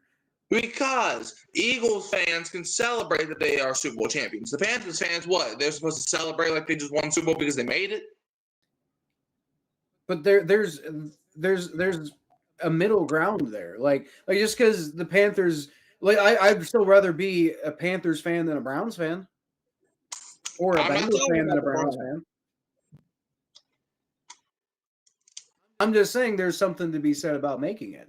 And like, yeah, like the Saints have a Super Bowl win, but it was like a lot of Saints fans weren't even alive for that. You were barely like 16 years ago. I know. That's my point. There's a lot of Saints fans over the age of 16. When I was born, 16 years prior to that. Like, you can maybe say that with Cowboy fans or Jets fans, that most of their fans weren't alive. You know who won the Super Bowl 16 years before I was born? I don't know, the freaking Raiders? No, Terry Bradshaw and the Pittsburgh Steelers. 16 years is a long fucking time, Mikey. Okay. So I'm just saying, like that's that, like yes, Steelers or the Saints won a Super Bowl. Congratulations, you won the Super Bowl. But like that doesn't mean that you get to be arrogant about it when your team is garbage now. I'm not. You bring it up a lot. I say it's a like joke. A Steelers fan. I say it to troll people. Steelers fans love to be like, we got 6 rings. Yeah, when's the last time you got even close to one?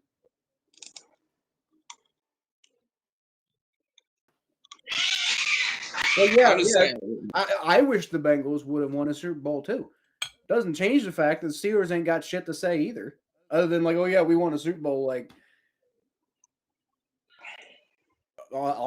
16 years ago, 15 years ago, whatever the case. I'm just saying, there's levels to this, and like Super Bowl, like there's Super Bowl champions, and then there's just the bottom. Okay. Like, I'm sorry, they didn't give the Chiefs a Super Bowl ring this year for playing against the Eagles. No, but I think most people would agree that the Chiefs were pretty dominant last year until the refs stopped like giving them victories. Exactly, but the thing is, it doesn't matter if you win all the games, but if you don't win the Super Bowl, you did all of that for nothing. I repeat, nothing. It doesn't matter if you go 6-0 and average 100 points in the regular season. If you don't win the Super Bowl, all of that work was for nothing. Maybe this is just the perspective of somebody who's going to be 34 years old. So somebody who's pushing 34 years old, whose team has most of my life not even ever come close to a Super Bowl. Recently has been more competitive, but most of my life has just been fucking garbage. So maybe this is just a unique perspective of mine, but like I don't know, man. I like seeing the Bengals do well. Like, yeah, am I upset at the end of the season when we lose and don't go to the Super Bowl, or in one case don't win the Super Bowl? Yeah, that sucks. But like, there's more to a season than just the one thing that happens the one time. Don't get me wrong. I would be okay with the Saints making playoffs every year even though I know we're not going to the Super Bowl every year. Don't get me wrong. I'm okay with that. But like, just to be like I'm sorry, but like, in my opinion, 58 years was a failure for the Saints. One season was a success, being the Super Bowl year. Like, you don't get a banner hung up for making the Super Bowl. So what you're saying is Drew Brees is overrated. That's not what I'm saying. But what I'm saying is most of his career he was a failure by your standard. Okay, you can say the same thing about Tom Brady too. Sort of. I think Tom Brady is. I mean, you can say the same thing about like literally every single NFL player I'm not talking about players being failures. That's not what, but I'm saying as a team. The NFL is a team sport. So I'm saying the team around them failed. Then every team in the NFL sucks. Exactly. Because all of them, even the like who's got the most Super Bowl wins? The Patriots, like all time. Patriots and the Steelers. Yeah, you don't have to talk about the second one, but the Patriots have the most Super Bowl wins of all time, and that's a fact. And I you don't have to talk about you don't have to mention the Tide part. So the Patriots have the most Super Bowl wins of all time in the NFL, and I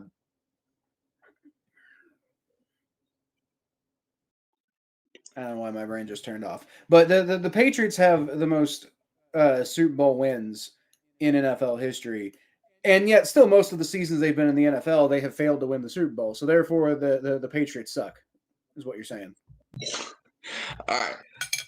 Dynasty Schminesty. Huh? Dynasty Schminesty. Like look at from 2000. Look, honestly, Mikey, I'm just being real with you for a second. From 2004 to 2000, what was it, 15? Patriots didn't win a single Super Bowl that whole time. They were garbage. Awful football team. Terrible. Okay. Give them zero credit. That's not what I said. That's what you're saying. You're the first, you're last. That's what you said. That's not even close. What I said. So were the Saints, by the way, every single year except for 2009. Garbage. I have a question. Okay, so is your goal every year? What is your season? What is the end of season goal for everyone? The end of the season goal is to win the Super Bowl, but that doesn't mean that you can't celebrate other things that happen. If you fail the goal, you failed the year. What if you get a 50% on your math test? Does that count as you does that count as you passing the test because you participated in the freaking test? But that's what I'm saying. Winning the Super Bowl means you got an A+, but you can still get an A. And an A is a good grade. You still get a 4.0 if you get all A's. Maybe they're not all A pluses. Yeah, well, even if you get a couple of B's in there, it's still you're gonna have a good GPA. C's get degrees. That was my motto in college. C's get degrees. I just have a winning mentality where I'm just focused on winning. I don't know what y'all be thinking, but I be thinking about winning. And if you don't win, you don't do good. I'm just like. So then why do you even? So to take a page from Jim's book, then why even bother watching the Saints? Because if we win, I get to be happy. There's a slight dilemma there. So you're just a riverboat gambler through and through. Yes. If it makes you feel better, I'm in the same boat. My wife asks me all the time, like, why do you even bother? You like they mostly just make you mad. Why do you keep watching them, Kyle? I'm like, I don't have a choice. I didn't choose this life; it chose me. I didn't choose to be a Bengals fan. I was born into it. It molded me. It shaped me. I root for 3 teams, and they all happen to be trash at the same time. All of my teams tend to be pretty bad. Now I will say, like FC Cincinnati has at least been consistently competitive, but they haven't still won an MLS Cup. Man, The Reds have been garbage. UK I got the Saints. was awesome when These I went to the like Saints. before I was born, but since I was born, they won a couple championships in the 90s. I did get to see Anthony Davis lead us to a championship one time, but other than that, they're just not getting the job done. Bruh, we are in the month of December. Tell me why my football and my basketball team have 5 combined wins. Your basketball team's doing better than mine. You don't have one, so that's I- irrelevant. I do. In my Man, we did all that yapping. We didn't even in get my any predictions at halftime. the Sonics still exist in my heart. Okay. So anyway, let's go ahead and do some halftime predictions. Oh wait, shit.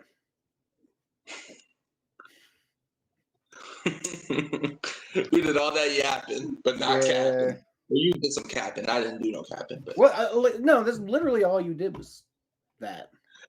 no, I did not. No, I you're just like, told get my- like wins don't count unless you win the Super Bowl. Exactly.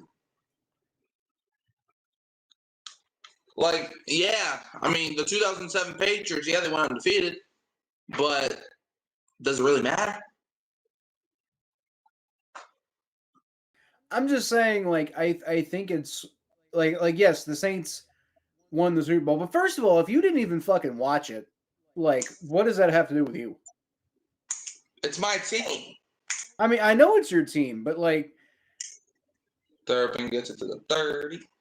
like you brag about it, like I don't brag about it. I just be like, hey, we won the Super literally Bowl. every time it gets brought up, it's you bragging about it. What are you talking about? I need to look at something. Have you seen my Right, team? That's good. That's a fair point. I'll give you that. I gotta find something. So if the Super Bowl is all I gotta look towards, then oh well. Well, we've been to more Super Bowls. And like I said, you didn't get a ring for either one. Well, we've been to 3 Super Bowls. And you didn't get a ring for Holy one. shit, Dak! Throws and it's tipped up and it's intercepted. That might be now he's gonna be ran out of bounds, but that's how you start the second half. Good job, Dallas. Game over Damn. there. Just the game ending pick. Damn, You the fixed Lions. the score, right? Yeah, I did. See, don't look right now, but yeah, because it currently says quarter now. See, I actually do look right now. Totally, yeah. Look, it said quarter 3 this whole time. Well, I'm keeping track of what the Pelicans are doing right now. So Good, keep doing that. they are currently tied with the Timberwolves. Go Timberwolves. Wait, is Karl Anthony Towns still on the Timberwolves? No, Oh, well then I'd fuck the Timberwolves. Then I don't give a shit. he was traded. Who did he get traded to?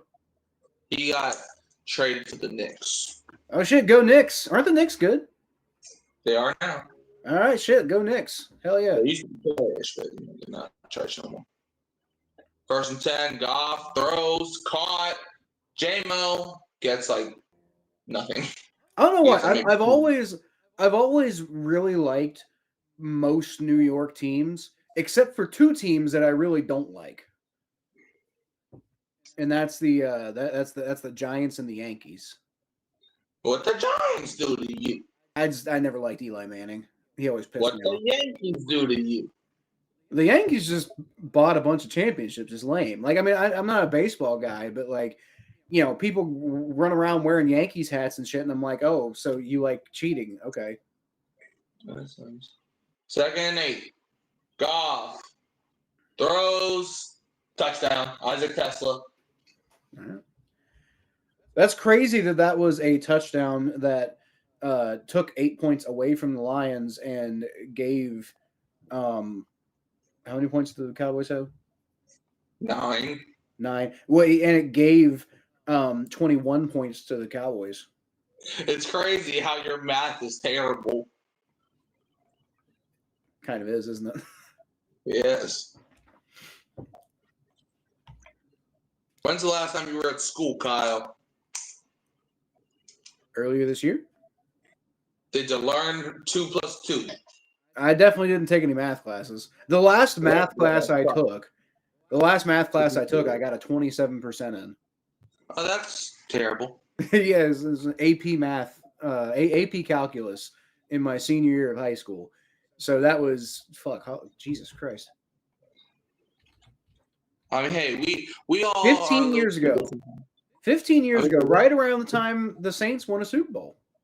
That's how long ago I took a math class. I mean, hey, sometimes we just gotta be a little stupid. Sometimes it's okay. Okay. I mean, technically, when you're born, aren't we all just stupid? Crazy. It's 27-9. That's why schools are invented. Do you think George Pickens had any fights in school because of his behavior on the field? Say again?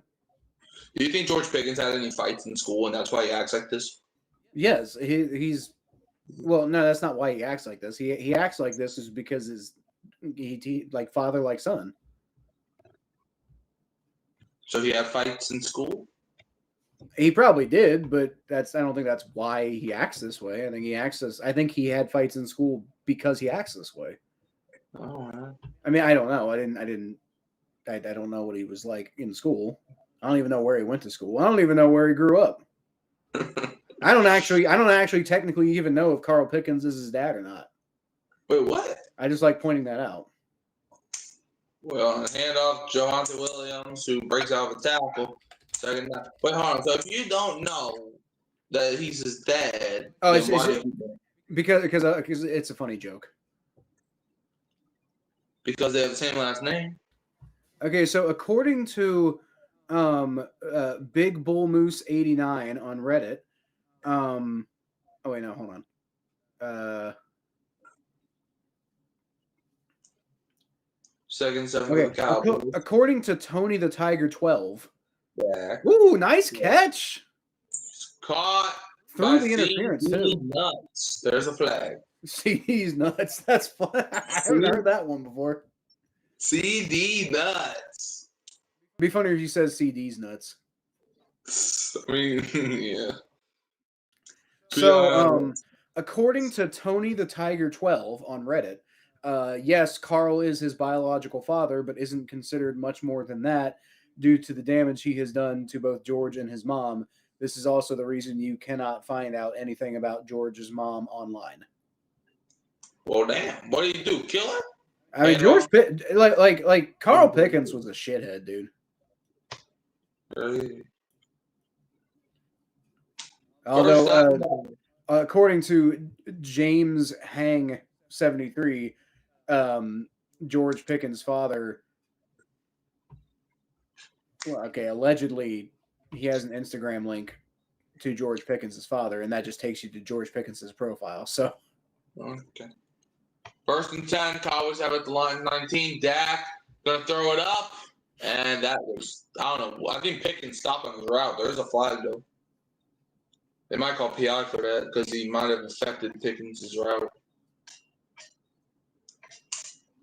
They might get illegal contact then because technically it's not pass. I mean, maybe, I don't know. Yeah, I was about to say, like, hold on. Dude, DJ Reed's having a shit game. DJ Reed. Do you think, is it just me or is it just me that find it odd that the Lions have DJ Reed and DJ Reader? Do they really have DJ Reader though? Yes, they do. Are you sure? Yes, I saw it. Like he's the Lions nominated player for Walter Payne Man of the Year. It was on the screen. Yeah, but does he actually play for the Lions? Is my question. Yes. Does he really though? Lamb almost came out with the one. Yes, he plays for them. Are you 100% sure? See, Lamb's down. Yeah. He was throwing up gang signs.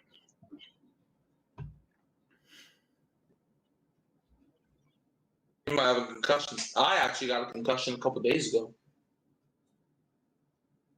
Oh, he smacked his head, dude.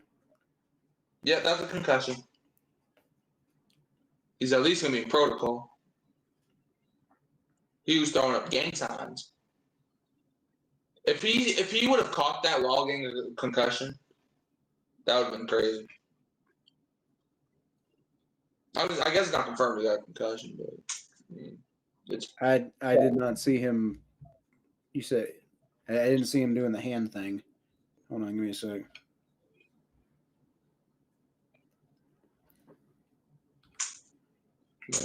like he didn't like have his hands like above his head, but like his hands were like spread out. Yeah, I didn't see that, but I'm looking right now. 2nd and 10 from the Lions 14. Dak gonna throw it. Oh yeah. Not Saw it. not sort of. I think like I see what you saw, but I think he was more just like in pain, and I think he was also. That was an expressive thing. I don't think he was doing the Tua thing. I think he was just like I think is what he was doing, and maybe he was in some pain, so he's just like But I don't think that was the neurological thing. Yeah. Well, I just find it weird that the lines of DJ Reed and DJ Reader.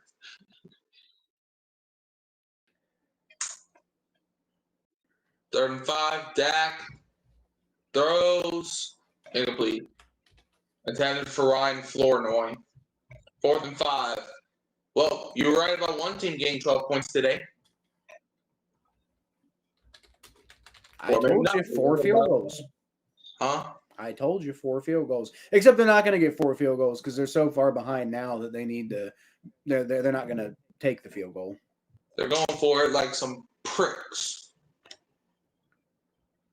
Man, the 4th down conversion recommendation says toss up. I mean, look, the game's already over. You need a miraculous comeback to take this one at this point. Dak's gonna throw, and it is okay. It's caught. Fumbled. And Pickens, he lost it. Let's see. Recovered in the end zone though. Who got it? The Cowboys got it. Well, we can't advance a fumble on a 4th down though. That's true. I think it was recovered, like right at the 1. Like you can advance. Like the only times you can't advance a fumble is if it's on a 4th down or in the last 2 minutes. He might have been down before then. No, he was. Maybe I don't know. It depends on. It might have caught forward progress there, but I guess what I meant about DJ Reader is he hasn't really quite been DJ Reader for the Lions. But he has the name. He does have the name, and he's a very good human being, which is why I got nominated for the Walter Payton thing. But like with the Bengals, he was like probably the best defensive tackle in the NFL.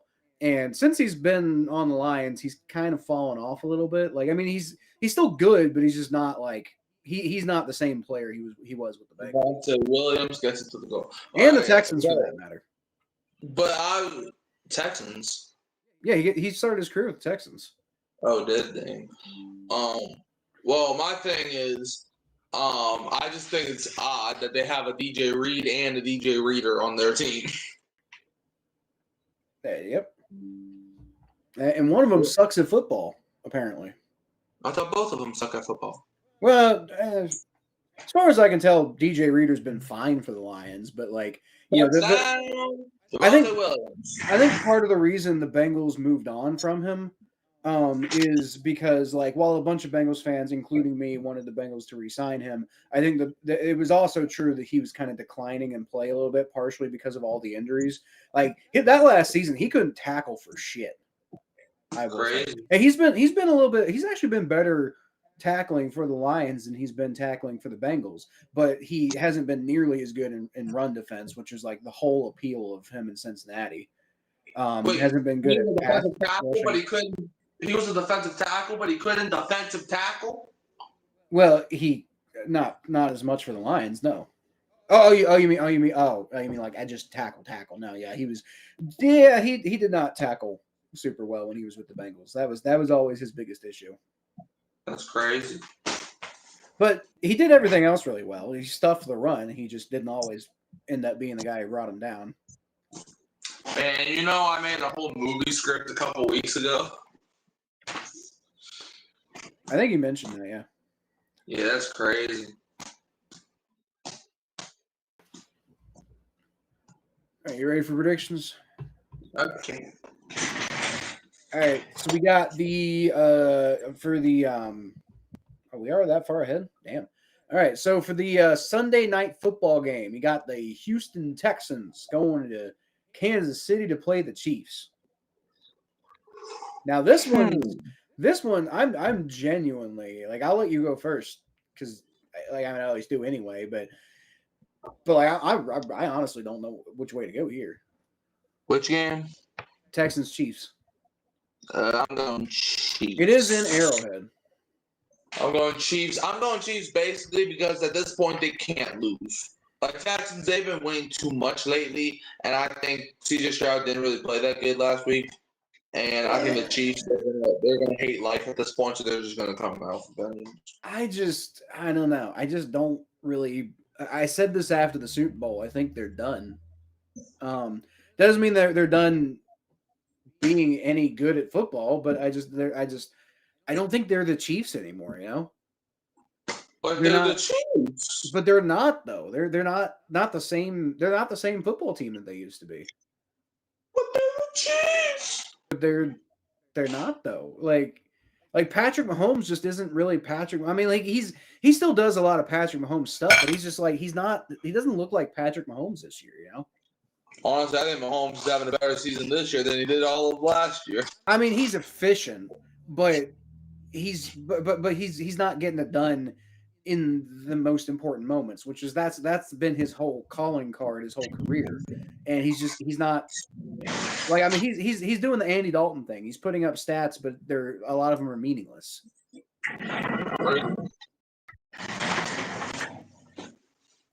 Have you ever told him not to do that? Who, Patrick Mahomes? I sure the hell would not tell him not to do that because I like the fact that I like him to continue to do that. Yeah. I have a friend who's a Chiefs fan. That sucks.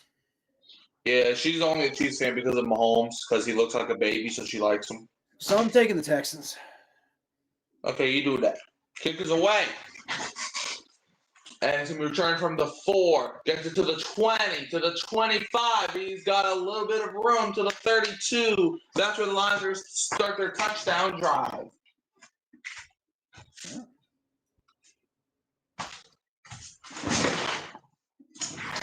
This is where the Lions start their negative 15-point excursion. I think you start your choke job. That would go beyond a choke job if that happened. Like let's just be honest. That would be I'm pretty sure like investigated by the FBI if a football team like had points taken away during the game. 1st and 10.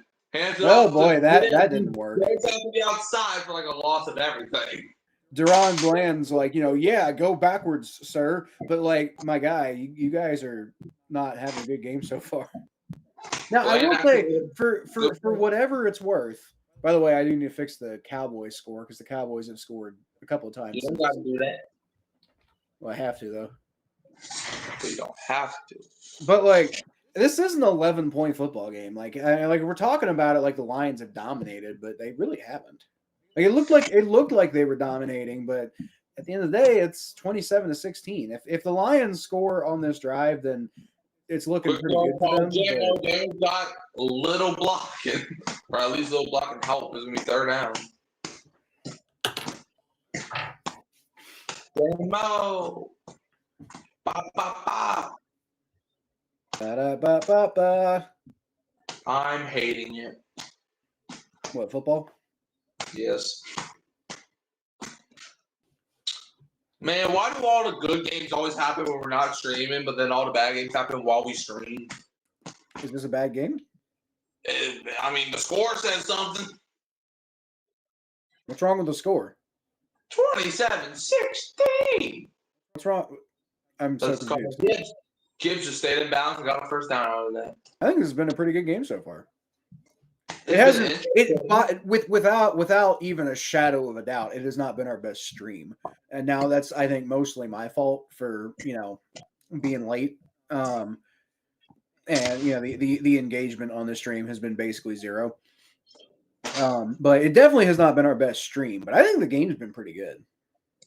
We blame you for this always. Yeah. Does streak affect the power rankings? I don't know about that. First and 10. Number 80, whoever the heck that is, kept the ball. Does what streak affect? Does the team going on a streak affect the power rankings? I think is what it's saying. It might. And the Pelicans are going to lose again. That's just great. So what's the NBA power rankings, Mikey? I know Pelicans at 30. The best team is probably the Thunder. The Cavs are up there. Play action. Second on, pass is caught, I think, by JMO. Those are ugly words that you just said. What about the Cavs? About the Thunder and the Cavs being two of the best teams in the NBA. I don't like that. The Raptors are good. The Suns are okay. I can appreciate the Raptors being good. The Hornets, they some trash too. The Mavericks are trash. Are the Hornets ever not trash? They had like a couple years where they were decent, but they were never world beaters. First and 10. Who else is in the NBA? The Celtics, they have fallen off a cliff since Tatum got hurt. Hand off up the middle to Gibbs for like a yard. It's gonna be second down the lines. Who else? The Pacers, even though they were in the finals last year, they suck now because Tyrese Halliburton's not playing. Where are the Cincinnati Royals in your power rankings? The Royals do not play basketball. Yeah, they do. No, they don't. Yeah, they do. No, they don't. Yeah, they do. Are you talking about baseball? No, the Cincinnati Royals. The former basketball team? No, they're still a basketball team. Where? In Sacramento. Okay. I mean, they do still exist. They're just not the Cincinnati Royals anymore. That's cup I get. Oh, you mean the Kings? Yeah, Third down the line. I mean, the Kings, they're if I had to give y'all an NFL comparison to the Kings, they are essentially like the Panthers, where it's like they should be good and they kind of are good. Wait, the Panthers are the opposite. The Panthers they should be bad, but they're actually good. Well, hold on. Let me pull up the Kings record because I'm not gonna lie, I totally forgot the Kings even existed until you just said that name. Russell Westbrook plays for them? Oh yeah, he's new there. That's just dropped by the Amon-Ra St. Amon-Ra. It's 4th and 5. Sacramento, how are they doing? Who is Domantas Sabonis? Oh, Domantas Sabonis. And why is he making almost $44 million a year? Oh yeah, that's because he's a center. Do centers make it? No, he's not. This got him listed as a forward. Forward center. It's the same damn thing. What? Well, the King. There's only like 5 positions. What do you mean they're the same thing? They are literally like, bro, LeBron plays like every position. Shanked. Kick is up, and now that's blocked. Yeah, I think you're right. It's blocked. Either it was blocked or that was the worst kick I've ever seen. But nah, the Kings, if I had to give you a comparison to the Kings, they're basically like the Raiders. Worse than Younghoe Koo's kick? Yeah. But no, not worse than that. I was about to say, I think that's actually the worst kick I've ever seen. At least, well, I don't know if that counts as a kick because he didn't kick the ball. But he kicked the field. Bro, do you think he had like an injury after that? Like, do you think he stumped his toe? I think if Randy Bullock had done that, he would have acted like he had an injury. Why, you calling him a whiny baby? Yes. because he was bad for the Bengals and faked an injury to act like I did something like that one time when I was like 12. I faked an injury because I was bad at bowling. And I was like, my wrist hurts. That's why I'm bad at bowling. And then I made my dad take me to the hospital, and I got like a X-ray. That probably cost him some money. So sorry, Dad. But like okay, I think it was like 15. But still, point being, I was a child, and like I had a bad game of bowling, and I had not yet to learn to control my competitiveness. And I did not want my girlfriend to think I was bad at bowling. I don't know why that was better than me faking an injury. But that's what Randy Bullock reminded me of. The difference is Randy Bullock's a grown-ass fucking man. I wasn't getting paid millions of dollars to do that. I mean, I've got injured before. I might have overreacted to some of the injuries, but I try not. I don't think I've ever actually faked an injury. I mean, I wouldn't do that now, but I did do that when I was like 15. I mean, I think the worst injury I ever had was when I fractured both of my wrists. Oh, DeMar DeRozan's on the Kings too? Oh, yeah, he is. Man, everybody's on the fucking Kings these days. And yet their NFL comparison, if I had to give them an NFL comparison, it would actually be the Raiders. They're just there for vibes. What about the Nets? Are the Nets any good? Oh, God, no, they're not. No, they're not. I just saw their record. Holy shit. They are not no good. Who's on their roster? Do I recognize anybody? I think Cam Thomas is on the Nets. I know him. I don't know who the fuck that is. He played for LSU at one point. I still don't know who the fuck that is. I don't even watch LSU basketball. 1st and 10, hands off the middle to Javonte Williams for about a gain of 3. I don't recognize a single player on that team. I recognize a lot of players on there. What about the Wizards? They're even worse. Yeah, they're just there. I also don't recognize anybody on their team. You don't know CJ McCollum?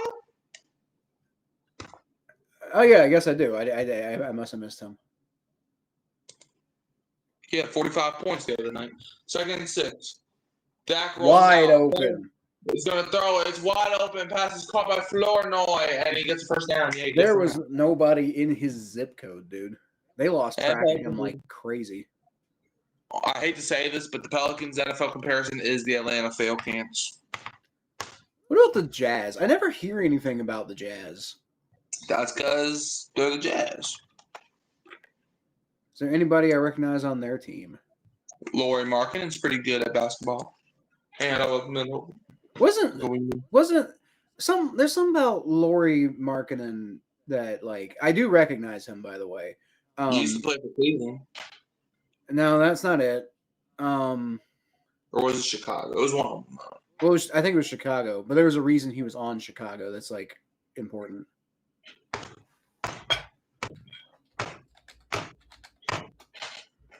Second and 9 for the Cowboys at the line's 35-yard line. Dak Prescott takes a snap. Why? Because he felt like it. Dak drops back. Dak's going to throw, and it is incomplete. Intended for Kevontae Turpin. Amik Robertson on the coverage is going to be 3rd and 9 for the Dallas Cowboys with 4:05 left in the 3rd quarter. Oh, he was part of the Jimmy Butler trade. Oh, flag on the Cowboys. That adds insult to injury. You know my friend's cousin plays for the Cowboys? How'd that go for him? Oh, and funny enough, the flag was on my friend's cousin. Wait, he still plays for the Cowboys? Yeah. Nathan Thomas. That's my friend's cousin. There you go. He just committed holding. Tell him stop doing that. Tell him not to do that. I mean, I don't talk to his cousin. I just know about him. No, you tell your friend to tell his cousin not to do that. What a catch, by the way, by Jake Ferguson. I mean, my friend, aka his cousin, Nathan Thomas's cousin, aka my friend, he wants to pursue a career in basketball. So I don't really know if he really cares about football like I do. Like he knows about football because I tell him every single day the Saints make a mistake. Like, but yeah, Let's see if I recognize anybody on the Pelicans roster. you probably won't. Well, there's like, what's his name? Zion Williamson. He doesn't play basketball no more Is he on the roster? He is on the is. roster. for now. So that's the point. He's on the roster. They're Other not than Zion wide Williamson, open. Ryan Ford, wide open. There's a flag. y'all got Probably- DeAndre Jordan. Yeah. Oh yeah, that's right. We I mean, did he's sign like him. he's like a trillion years old, but yeah, he's on your roster. Yeah, he doesn't really play though. But yeah, so I recognize two people. That's more than some of these other two. Pass interference from George Pickens. That's why it was that open. Or that's why Thornhill was that open. Oh, yeah, he pushed Robinson right down. What about the Celtics? They have a few players that you should recognize. Jaylen Brown. You know that. Jason Tatum. You know who that is. 3rd and 19. Oh, was it Lions? That, I think might be it. Dak Prescott gonna throw, and it is incomplete, intended for Pickens. It's gonna be 4th down.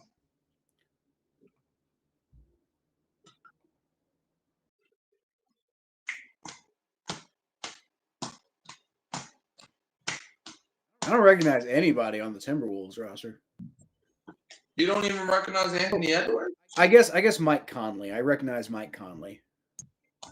Oh, DJ Reed made a play. Good for him. Also, I don't know who the fuck Anthony Edwards is. Well, that's and Rudy Gobert. How did I miss him earlier? 63-yard field goal. This is a gimme for him. Brandon Harvey kick is up. Right down the middle. Man, he's having a game. 63 yards. This man makes 63-yard field goals look like 38-yard field goals, bro. It's insane. Good Lord, dude. 27-19. This man's Madden sliders are all the way to 100 for field goal kicking. I was about to say, that one wasn't even like a question. Look at them getting all excited for a field goal. Oh, shit, Julius Randle. I didn't see him either. That's my boy. I love Julius Randle. Well, shit, go Timberwolves. And they're 13-8. What? I thought you said you didn't like him no more because of Cat. But I didn't realize Julius Randle was on there, so I changed my mind. Why is Randall your favorite player all of a sudden? Kentucky. Oh. He played for the Pelicans at one point, funny enough. Then I would have been a fan of the Pelicans at the time.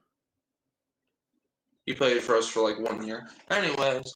Julius Randle, I fucking love watching Julius Randle at Kentucky, dude. I say prediction time. I don't wanna. Too bad. I'm gonna keep looking at NBA rosters.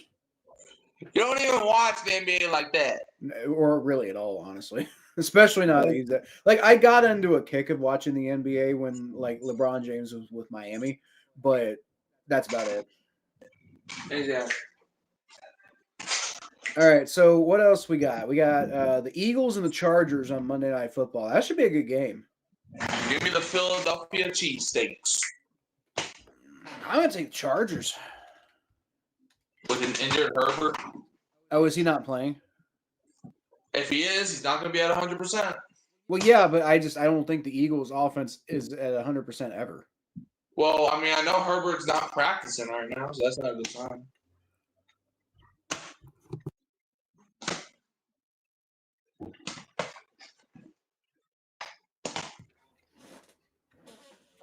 That doesn't mean he's not going to play, though. Usually that trends towards him not playing, but usually. Yeah, but it is Monday night, though. Like, he has a little bit of extra time. They could change the game, though, and they could put it on a Tuesday night instead of a Monday night. Well, there's no COVID, so I don't think they're going to do that. Oh, yeah. Next week we got Atlanta versus Tampa Bay. Kill me. I don't wanna. Can I skip next week? Is it? Why? Because I don't want to watch Atlanta versus Tampa. That means I got to root for Tampa on live stream. Are you gonna live stream the game? I'm gonna be with you. Oh wait, is it the Thursday night game? Yes. Oh boy, that's gonna be fun. Can I call out sick next week? No. Okay. All right. So, all right, we got 2 games left to predict. Let's go. Let's start with the less interesting of the 2 games. Well, you know what? We'll do that after the next break. Let's see 10. Lions have it their own 32. Goff under center. Hands it off. Nice run. Right up the middle of Monty. There you go. Monty fighting, and he might either be like inches shorter than might. I don't know. I think he's a little short.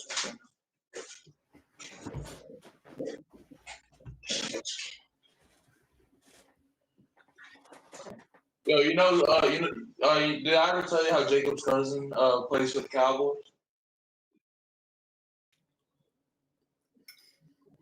Did I ever tell you that? Possibly, I don't listen to half the things you tell me. Well, at least you're honest. Well, he committed a holding penalty today. Why you was fucking somebody? I guess. Hand over the middle to Monty for a first down.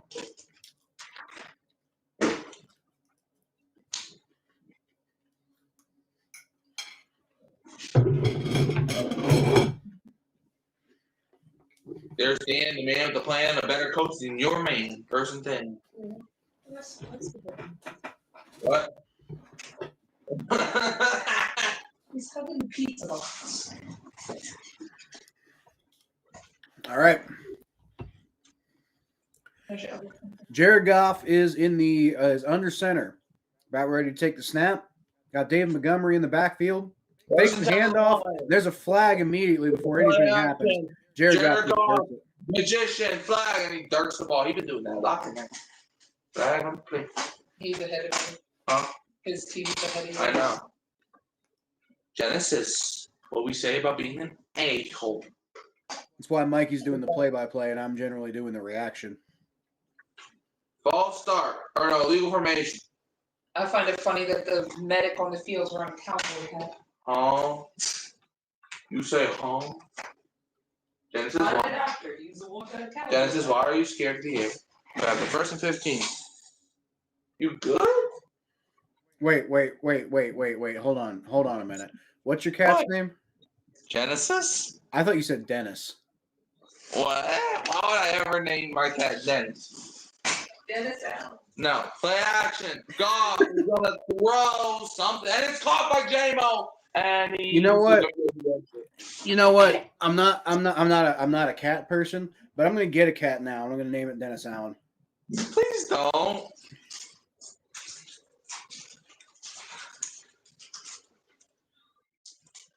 Does he go to church? I don't Or think does he so. read the Bible or go to church at all? I don't think so.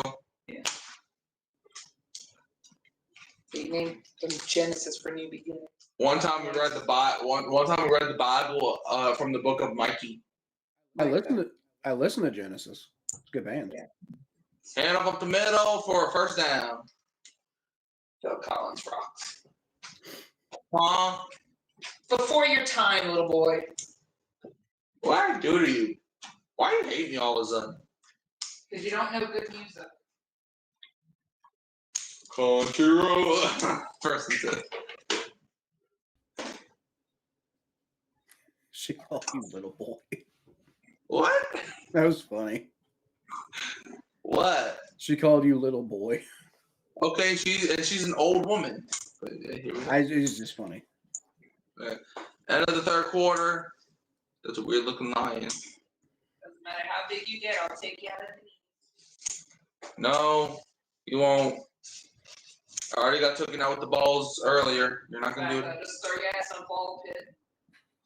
No, I don't like ball pit. They scary. Because you get stuck in one. Okay, we don't gotta expose my business out like that. Okay, prediction time. All right, we got the most important matchup of the week, which is the New Orleans Saints going to Tampa Bay to play the Buccaneers. Yes, get me on this. I got nothing. No, you don't. That's not an option. No, I got nothing. Okay, so Mikey's taking the Buccaneers. I never said that. I'm gonna. And are you gonna disagree with me? No, All right, then I'll take that as you're taking the Buccaneers. I never said that though.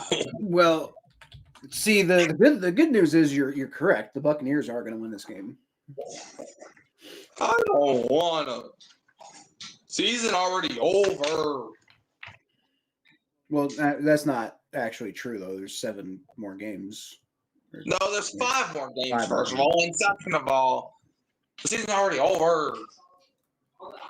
Well, right, but it's not though. Like you have to watch the Saints play football 5 more times this year. We already got eliminated. What's the point of playing football if you're gonna not even make the playoffs? So Momentum.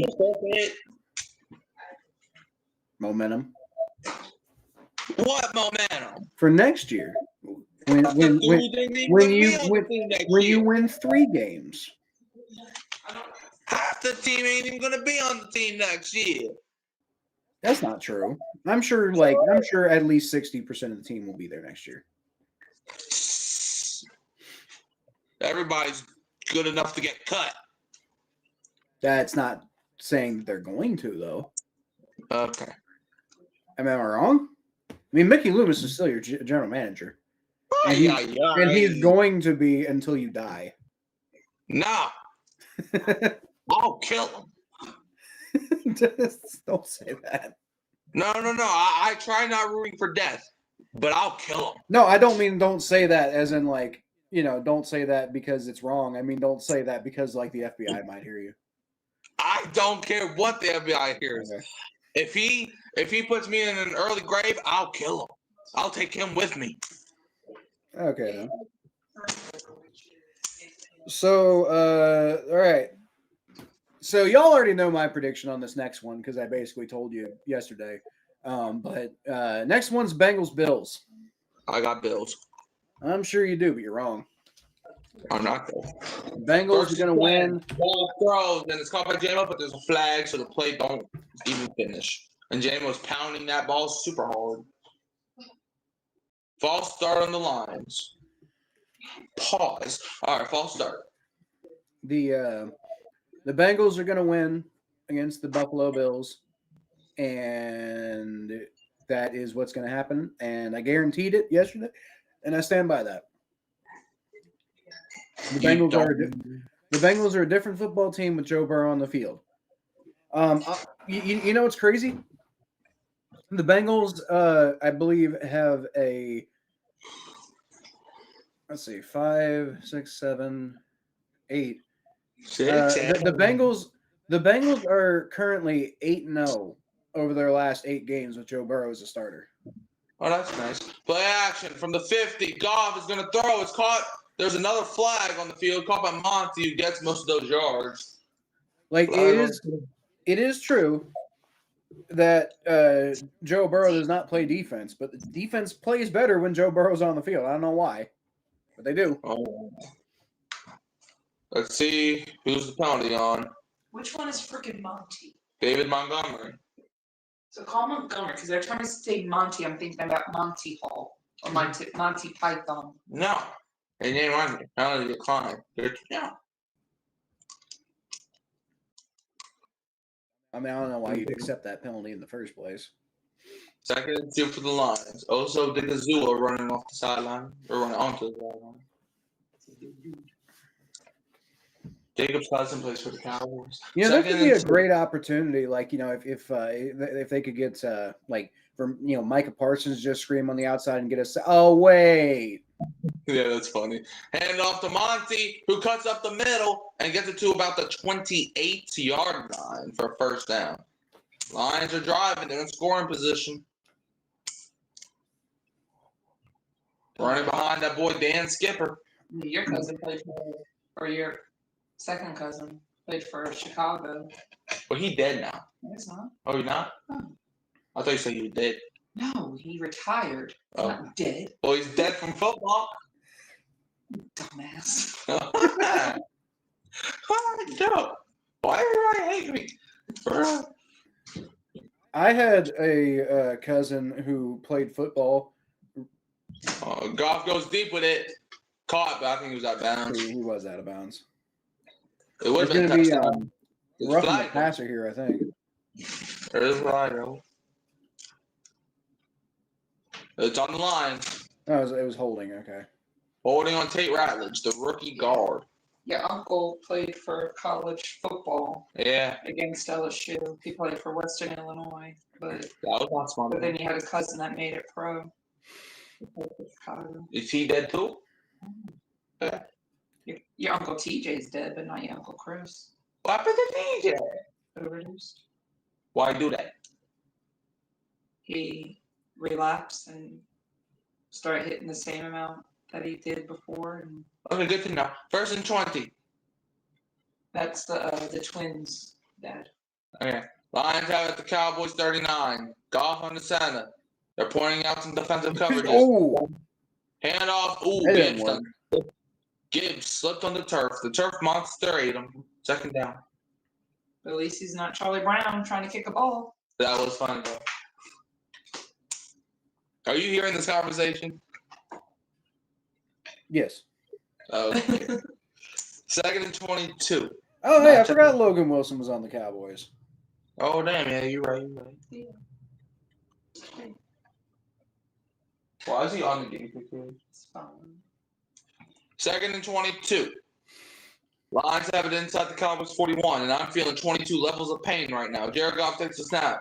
Goff throws. It's caught by Amon-Ra St. Brown. That's pushed out of bounds for like a gain of 10-ish. Who did the Cowboys tie with? The Packers.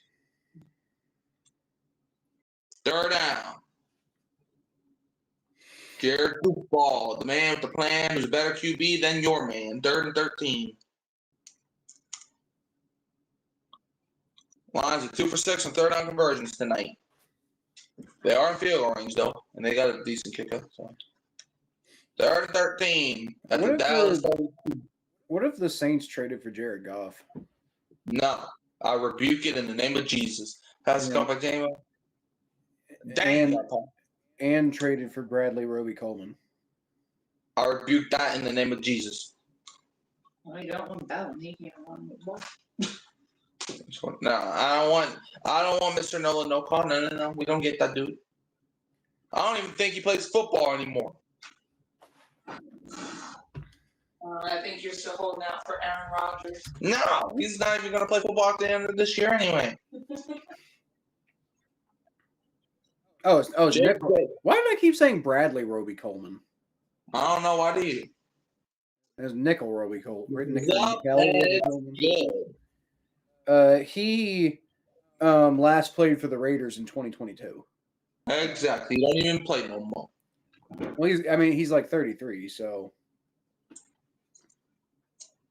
Lined up 30-19. I'll kill him too. Anyway.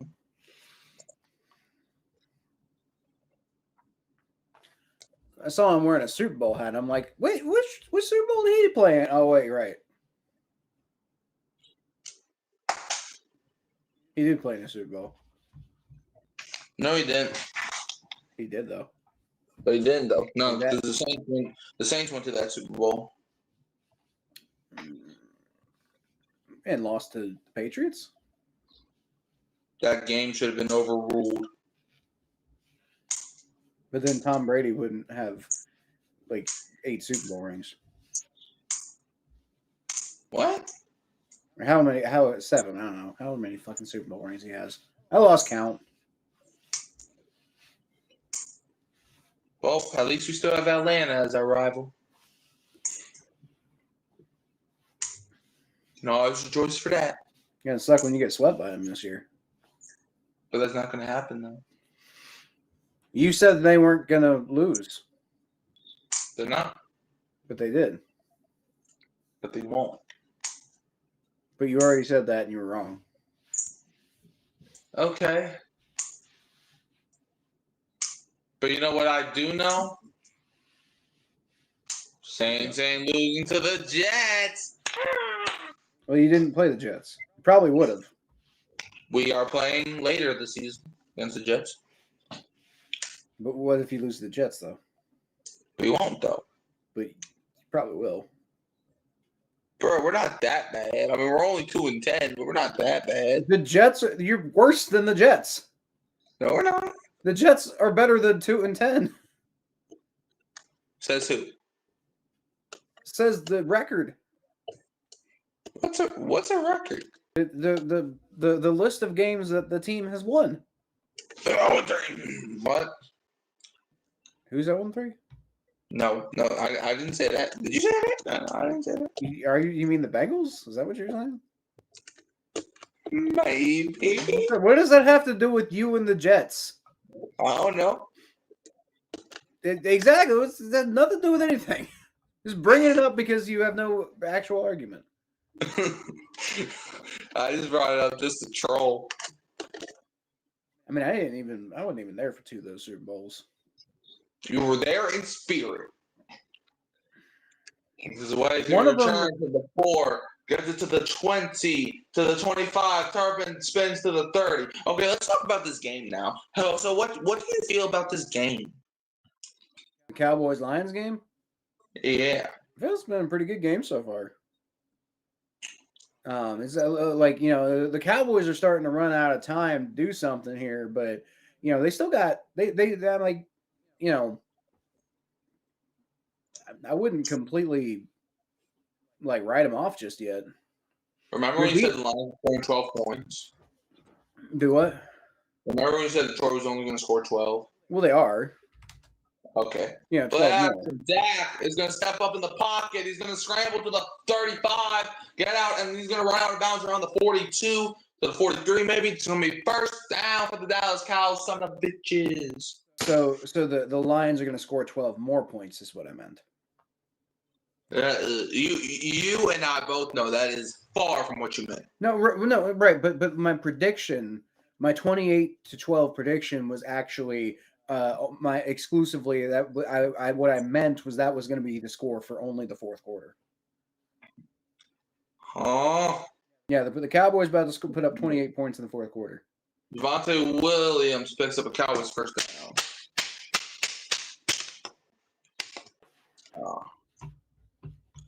You know, I predicted a Cowboys fumble a couple weeks ago against the Cardinals.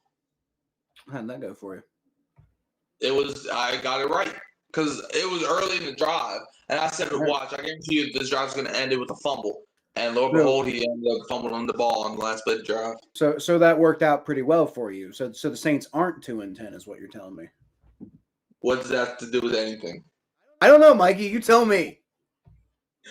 I can't tell you. That's caught by Ryan Flournoy. He's second down. And I also predicted a Saints pick 6 right before they got a pick 6 against Atlanta. The Cowboys have a 10.4% win probability according to ESPN right now. Make it 0.4, gang, because all you do is lose. All you do is lose. Which is up from 4.9%. Well, that's nice. 2nd and 5 for the Dallas Cowboys at line 42, cadet. Dak takes a snap. Dak drops back. Dak goes deep with it and wide open. Walking touchdown. Ryan Flournoy walked in. Like that man could have freaking skied. And, bro, he could have probably went down to the ground and probably rolled his way into the end zone. So those odds just jumped to 24.1%. What? Those odds just jumped. Like literally, I just said their odds were like to win this game were like 10.2%. They just jumped to 24.1% on that one play. Dude was so open he could have accidentally fell down and did a backflip off of the ground into the end zone. Yeah, dude, that whoever was in coverage there, the 21 there just got absolutely fucking. Amik Robertson got barbecued. Yeah.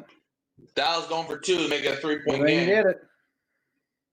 We'll see if they can't get it. Dak from the 2-yard line takes the snap. Dak's looking. Dak is going to have all day. Dak is going to throw, and it's caught by Ferguson. So, hey, Mikey, you remember when you were asking me about what I thought about this game? What? Pretty fucking good game. It's 30-27. So yeah. I know it's a 3-point ball game. It's both teams are almost certainly going to go over 30 at this point. No, because Dallas not going to get the ball back. So you're saying the Lions are going to go on a 10-minute long drive? Yep. Okay.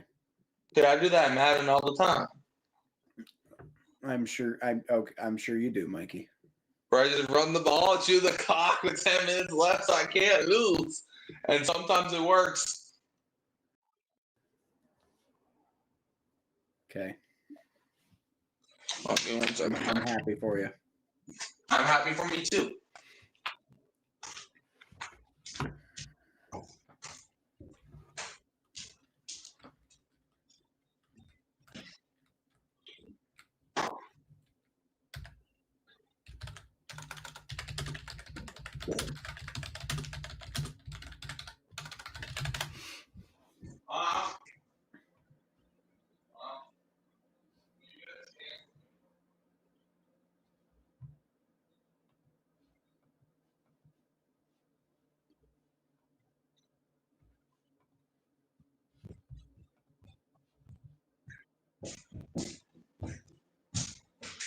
Six, 7.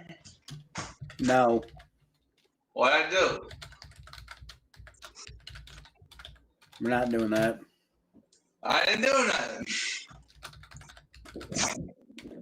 You know what you did. No, I didn't. It was her that did it.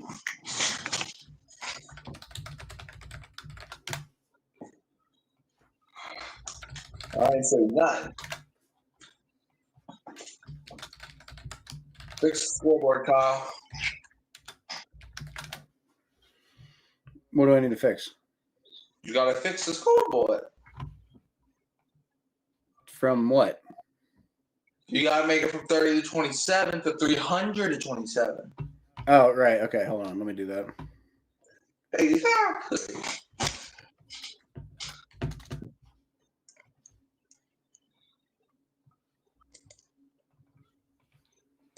There you go. Well, I had not what I said to do.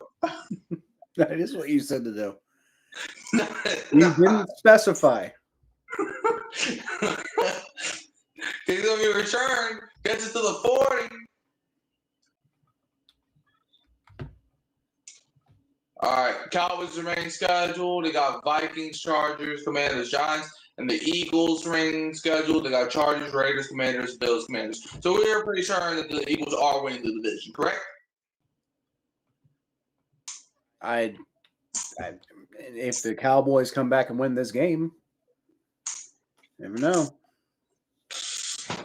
No.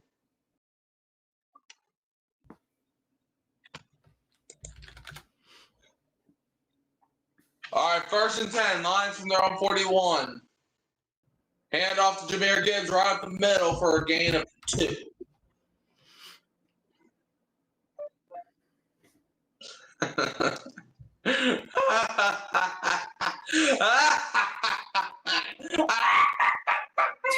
Hee hoo hoo hoo ha ha.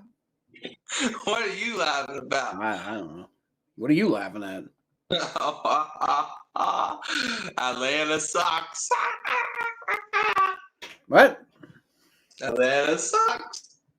I'm so confused. You should be. 2nd and 8. Lions out at their own 43. Hand off to Gibbs. Right up the gut for like a yard or 2. 4, 3, 4, 5, 6. Third down. Third down for the Lions.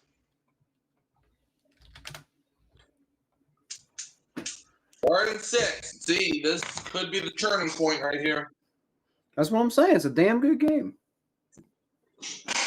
And I'm not disagreeing with you. 3rd and 6. You were saying it was bad earlier, though. It was 27-9 when I said that. It was still, even for being 27-9, though, it was still a good game, though. Like, Goff is going to throw. Oh, boy. Wide open. J-Mo. Flag. 30. It was a flag, though. gets it down to the 24, but there's a flag. Did you see Bell like digging for gold there? Like he was just like, nyeh. He was like panicking trying to get that fumble. See what the flag is. This could make or break this game right here. I think it's gonna be holding on lines. No, it won't. It's gonna be face mask on. Oh yeah, it might be roughing the Roughing passer. the passer and the Dallas Cowboys. Damn. Oh no, you didn't What a disaster of a play for the Cowboys. You could probably argue that could have been illegal contact in Dallas as well.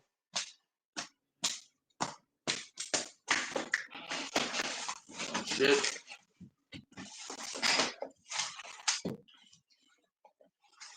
That was an absolute disaster for them. Yep.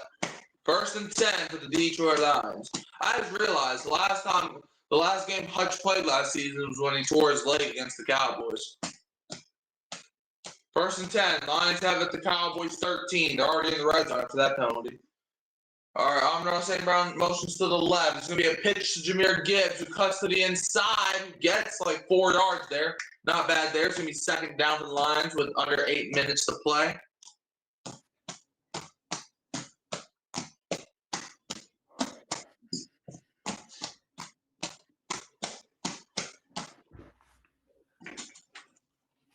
Second and 7 coming up for the Detroit Lions. So,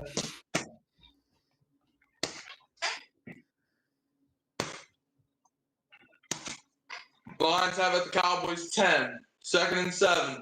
Hand off to Gibbs. Up the middle. He's going to be in for the Lions touchdown. With 7 seconds to go, smoke flows into the air.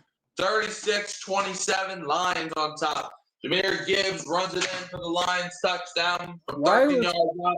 5 plays, 59 yards, 2:35 off the clock. Why was Dak clapping? Because he wants to. Penei Sewell, what a block by Sewell. That was a nasty cut too, dude. Jahmyr Gibbs. I think his knee was on top of the defender. I don't think he was down. He wasn't. He wasn't. I'm not sure he's down now. He might still be going. All right, like what? He's still running to like No, your he's house? like he still hasn't touched the ground. Is what I'm saying. Oh, like what? Is he about to go into your front door? That would be the opposite direction. He'd be going toward Canada, I think. Oh wow. Actually, I guess technically I don't know. Which end zone is that? Is that the north or the south end zone? Actually, what direction does Ford Field even face? I don't know. Kick is good. Lions up by 10.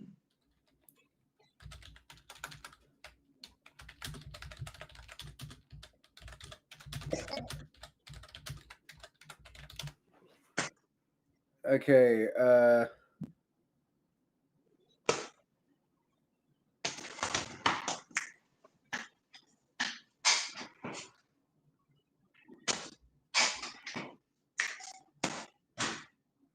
Okay, so Ford Field faces north-south.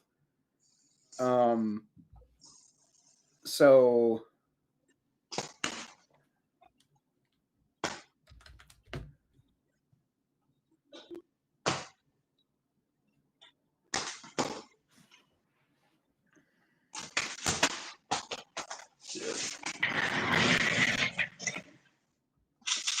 Dive on the football.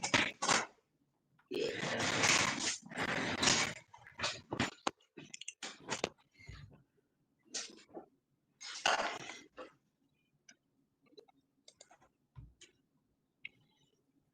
Well, Jim's in the chat now. What's good, Jim? Jim's talking trash about your prediction. yeah, it was pretty. Yeah, I definitely shanked the prediction this week. That's for sure. Yeah, I'm way. First of all, wait, hold up. You got put 37 for the Lions, mister. Yeah, I guess I do. I'm just trying to figure out. I'm just trying to figure out what direction the Lions are facing right now. I mean, I think it's pretty clear. I was definitely way closer to this prediction than you were. I don't think you gave a score. I did. What was it? I don't remember it. I said 27-20.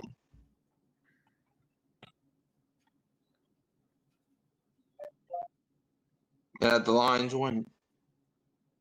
You're definitely closer, but God But- bless you. you're severely under though. Not as badly as me, but I mean, not really. yeah, you said 27-20, and like the losing team right now has 27.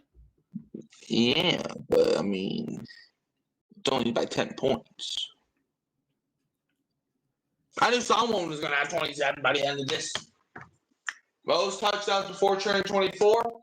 Number 1 is Barry Sanders, and number 2 is Jameer Gibbs, and number 3 is Randy Moss. Gibbs has 2 touchdowns tonight. He has 46. So, hey, one more touchdown, and he ties Barry Sanders' before 24 touchdown record.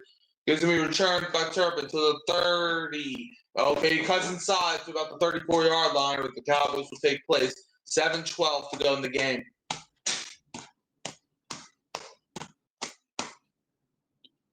All right, it's time to say hut, Dak. Dak Prescott.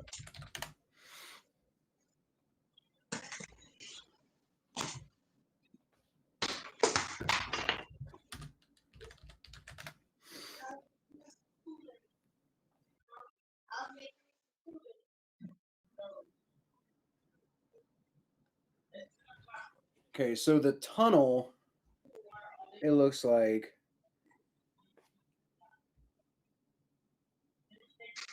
Injured line.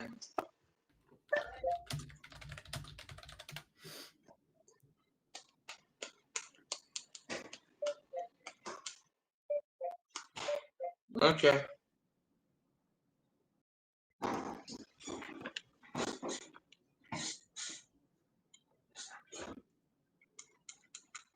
okay, so Ford Field actually doesn't face north-south.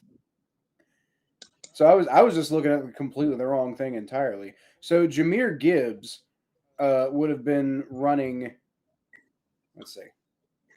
Okay, so that's St. Antoine Street, and that's Brush Street. And so Jameer Gibbs was running toward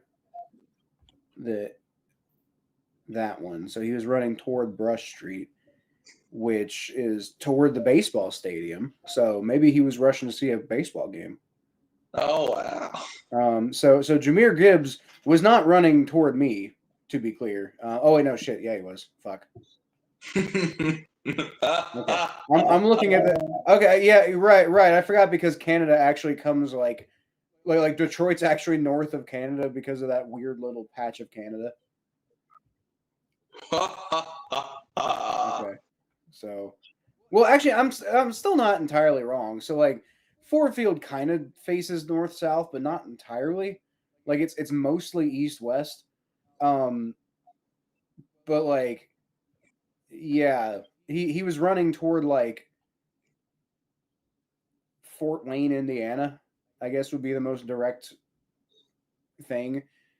I guess in a way he was. You know, like if it's possible for him to rush toward me in Fairfield, Ohio, then I guess he kind of was.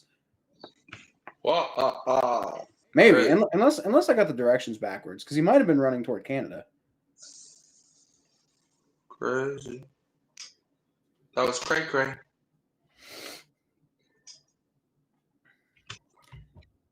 You know, I can actually figure this out since we're on a commercial. You know they gave Drake May his own nickname? Here we go. Ah, fuck. What did they give Drake May? His new nickname is Drake May. What? I know, it's confusing. First and It's 10. insanely confusing, yes.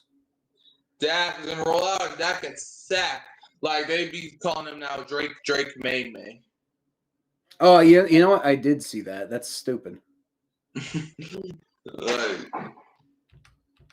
Like, how can your name be Drake May, but yeah, your nickname Drake May? Like, what does Drake May mean? Dak gets pulled down. It's 2nd and 19 coming up for Dallas.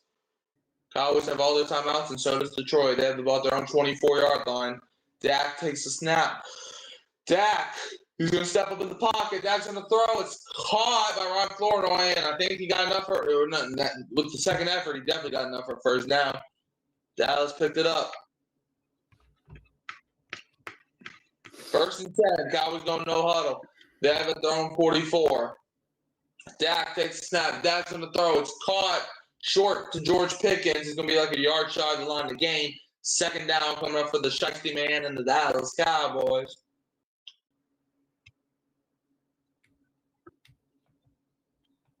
Second and 2. It's going to be a handoff up the middle. Javonte Williams picks up a Cowboys first down. Gets like 5 yards on the play.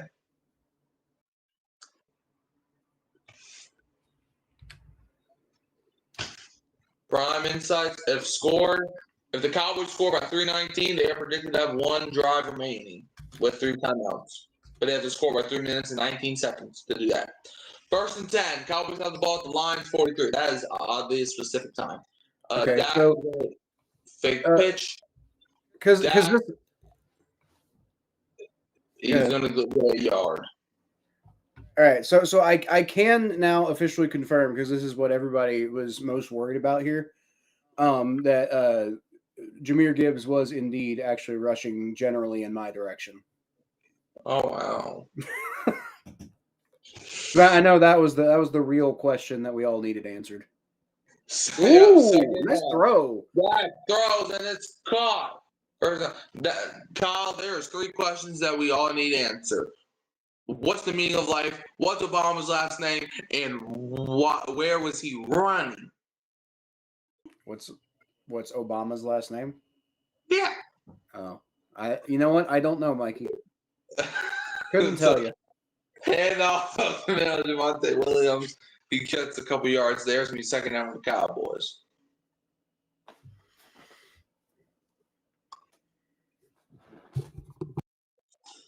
Second and 8.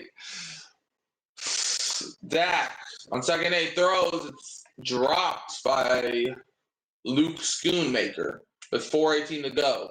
3rd and 8 coming up for the Dallas Cowboys.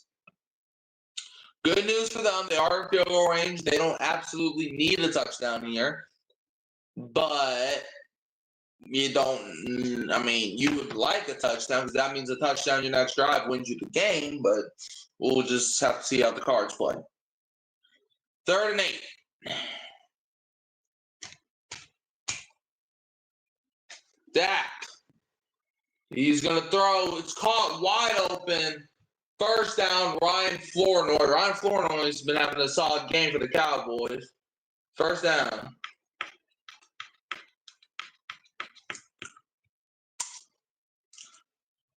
At the line's 18. 1st and 10. Dak is going to throw. It's caught by George Pickens, who goes out of bounds with 3:54 remaining. It's going to be 2nd down coming up for the Dallas Cowboys. The Cowboys are on a little drive right now. They're moving. Kevontae Turpin and Javonte Williams are both checking in the game. Dak Prescott, 300-plus passing yards in each of his last 3 games, tied for the longest streak in team history with Tony Romo from 2007 and 2012, and Dak Prescott, who did it in 2020 and 2023. 2nd and 3, Cowboys have at the Lions 11. Kevontae Turpin in motion to the left. Dak takes a snap. Lions bring pressure. Dak's going to throw it to the end zone, but nobody in sight. It's going to be incomplete. 3rd and 3 for the Cowboys with 3:50 remaining.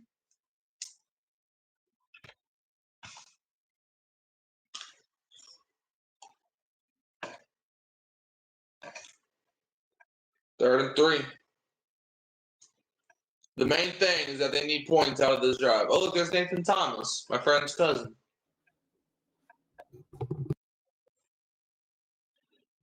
Third and 3. Cowboys have at the Lions 11. Someone, I think, called a timeout. I think it was the Lions. Yeah. Dan Campbell blows it. Like, he blows the timeout sign. Lions call their first timeout with 3:50 remaining. It's going to be 3rd and 3 for the Dallas Cowboys as they take a breather.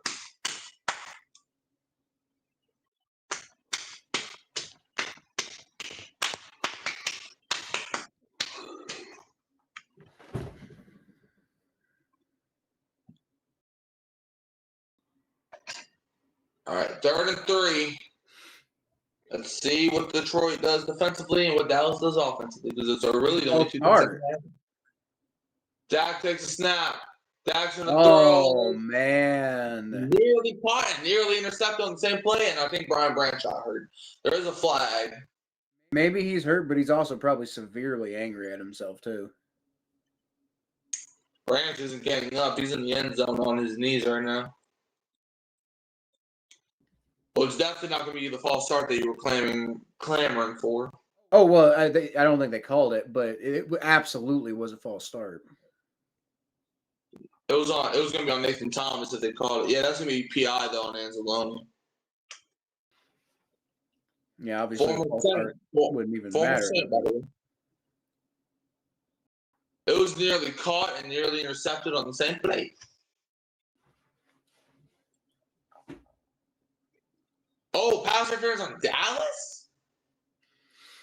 Completely I disagree. don't know about that.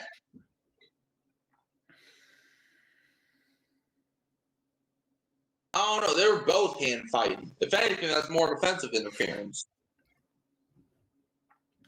It was going to be 4th and 3. Hold on, I want to see this again. I see what they're going for. I see because he was completely out of position because of that move there.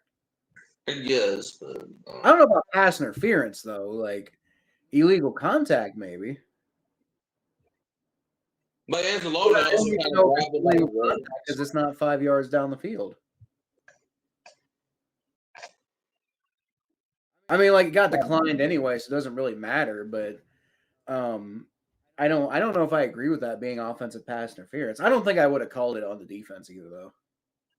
3:45 left. Brandon Aubrey, first player in NFL history with 3 field goals of 55-plus yards in a single game. Tonight he's made a 57-yarder, 55-yarder, and a 63-yarder. And watch, he's going to miss this one.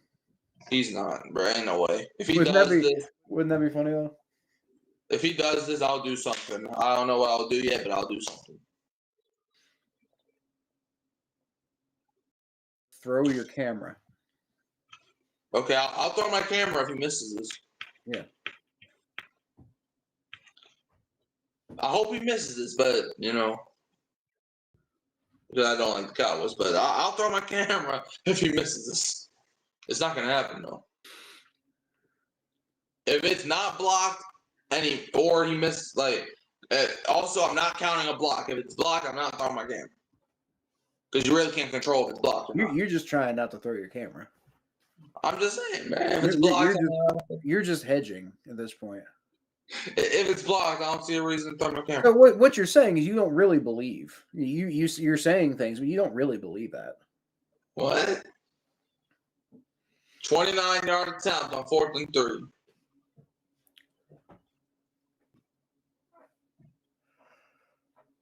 Kick is up. Yeah, he made it.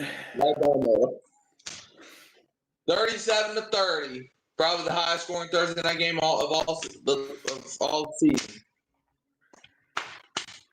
3:42 left. Yeah, I know the Dolphins-Bills game early this season was high scoring, but it wasn't this high scoring.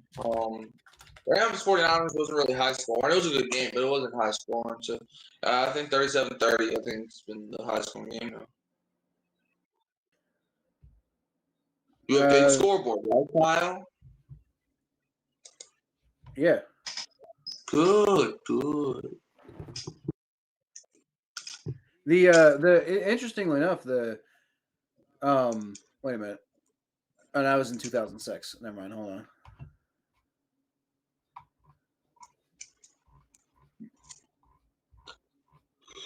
Well, in 2006, the Cowboys had a comparably high scoring game against the Atlanta Falcons, where they won 38-28. That's nice. See, the Chargers dropped it was 37 on the Vikings, but the Vikings only scored 10. The Bengals and the Steelers it was 33-31, but obviously this is higher scoring. Giants put 34 up on the Eagles, which is still insane. And the Giants put up 42 on the Patriots in the preseason. So I'm going to go. Let's see. Who's on defense? It's about to be the Cowboys. Okay, I'm going to go for the O. Wait on. Let me see something. Kyle, why do you have the Jets Patriots as the thumbnail? Kyle. What? Why do you have the Jets Patriots as the thumbnail? What? Oh, I must have I must have clicked the wrong No. picture. God damn it. Well, I guess I'm gonna wait. Couldn't let me go to the bathroom. No. Why am I a terrorist? Because now I'm gonna get a bladder infection. You already went to the restroom one time in this game. Yeah, 3 hours ago. You still win. I haven't used it one time all game. Oh, maybe you should drink more liquids. And he's going to the 45. The Lions start with great field position here. Yep. Well, this game's over. Why? Because I said so. Okay, I'm legitimately very uncomfortable right now. So I know this is in the middle of the game, but luckily you're here. So you tell them what's gonna happen. Yeah. All right, 1st and 10, 3:34 to go. Detroit Lions with the football. They call me a terrorist. That's crazy. They got me a terrorist, boy.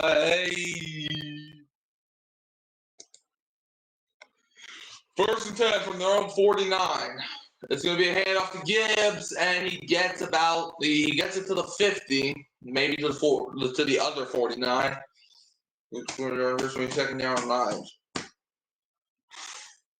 Ooh, they got the card out for Brian Branch. That's not a good look. Brian Branch is his 3rd season, 7 interceptions, 4.5 sacks, 3 forced fumbles, and was a 2024 Pro Bowl selection. That's not a good sign. 2nd and 9 for the Detroit Lions.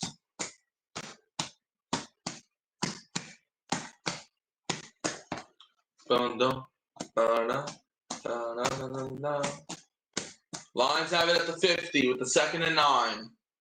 It's going to be a play action. Goff's going to throw, and it's caught by Amon-Ra St. Brown, who gets it to the 20, out of bounds around the 12-yard line.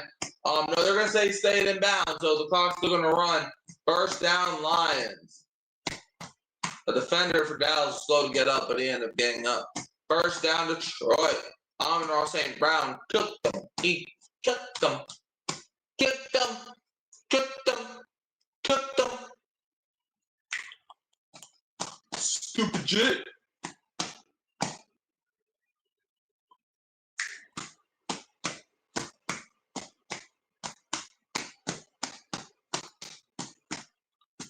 All right, 1st and 10 for the Lions with 2:25 remaining.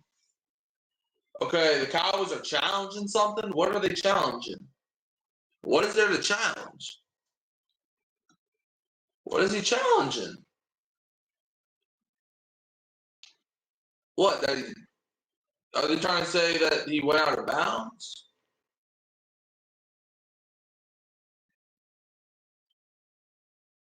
I mean, maybe. I mean, it's fully out of bounds, but that's a pointless challenge. Because you're like, no, that knee's down. He's in bounds. He stayed in. He stayed in. That's gonna be a fail of the challenge, but you would have to call a timeout regardless. All right, yep. So the Cowboys are burned their first timeout with 2:25 left. Yeah, his knee was down in bounds. So yeah, he did not go out of bounds there. It's gonna be 1st and 10 coming up for the Detroit Lions with 2:25 remaining. And this game's pretty much over unless like a fumble happens here.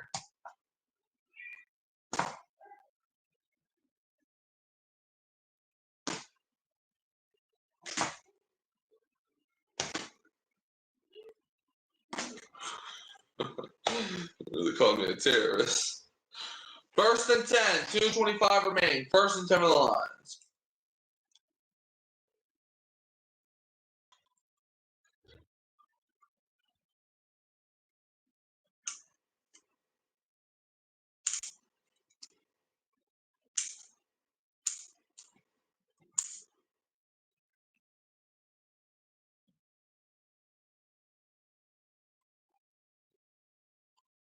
All right, Lions have it at the Cowboys 13 with the first and 10. Goff under center, hands it off to Gibbs. Gibbs got a blocker. Gibbs cuts inside. Gibbs scores a Lions touchdown.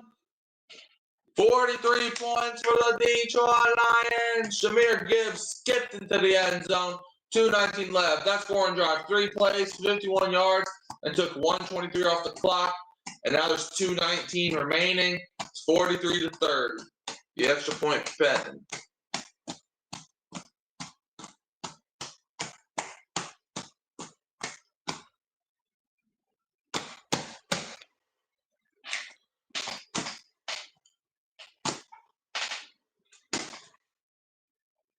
All right, Jake Bates coming out here for the extra point.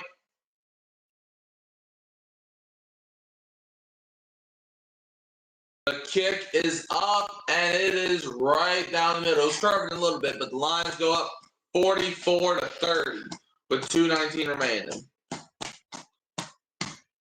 And the Cowboys only have 2 timeouts.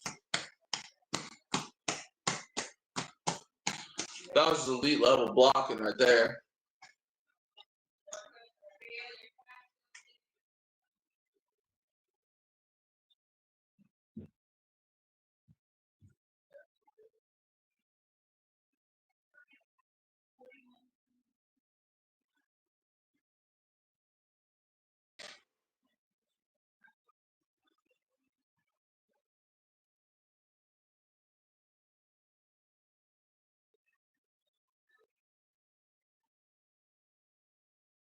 Gibbs gave the ball to some people in the crowd. I don't know if this is family or just fans. I don't know. Whatever. Dan Campbell obviously happy that the Lions scored a touchdown. That probably puts the game to bed. Maybe. I don't know. I mean, we've seen crazier things happen.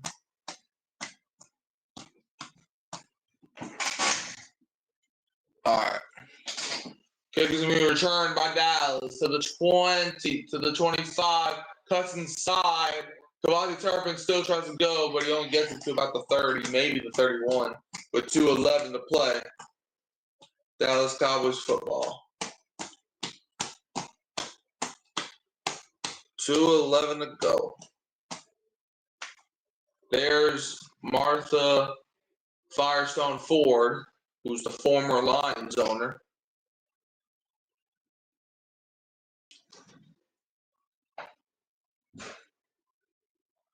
First and 10 with the Cowboys at their own 31-yard line with 2:11 to play.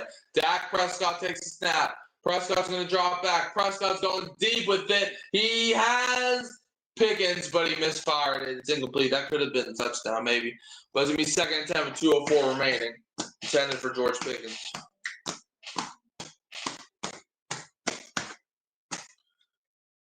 So most touchdowns before turning 27. Jahmyr Gibbs, who has 3 touchdowns tonight, has tied Barry Sanders with 47 touchdowns before turning 24. So Gibbs needs 1 more touchdown, and Gibbs would have broken the record. Second and 10 for the Cowboys at their own 31. Dak takes a snap. Dak, he's going to throw, and it's bobbled and dropped, as that's going to take us to the 2-minute warning. Lions up by 14, 44-30. 1:59 to play. Yeah, NFC playoff picture. You know, none of these teams are currently in the dance right now. But the Lions, a win here would definitely put them close. They just need help, though. They win here and a 49ers loss would be helpful.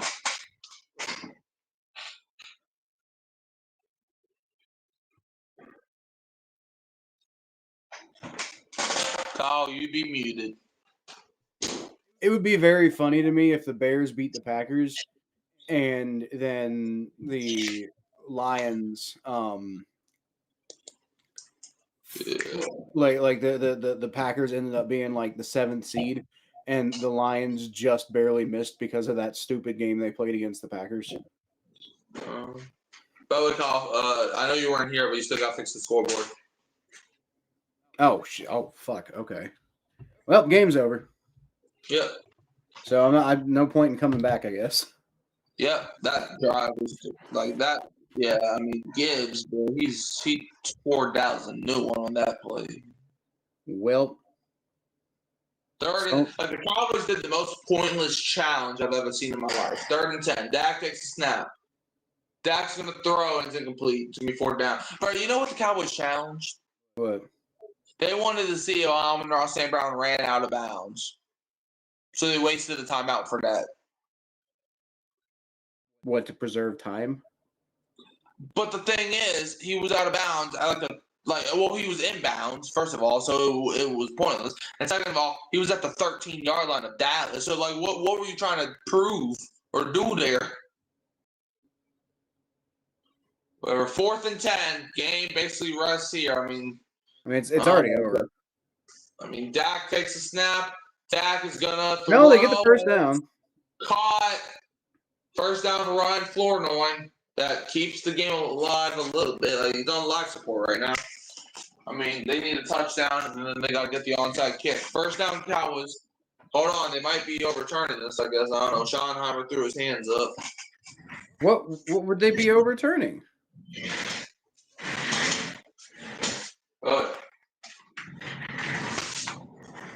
So they're going to say his knee was down? There's no way. I mean, it doesn't really matter, though.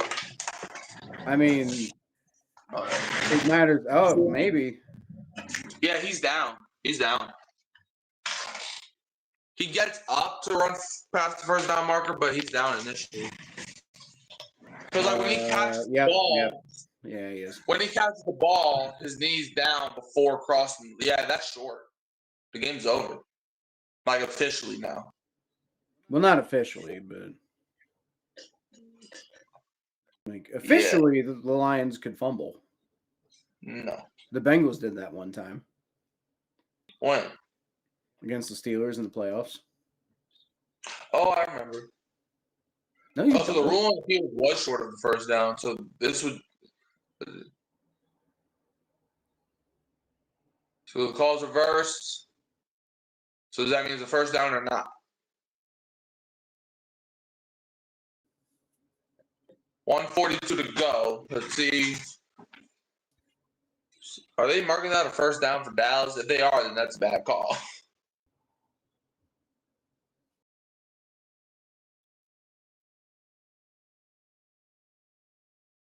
All right, with 1:51 left.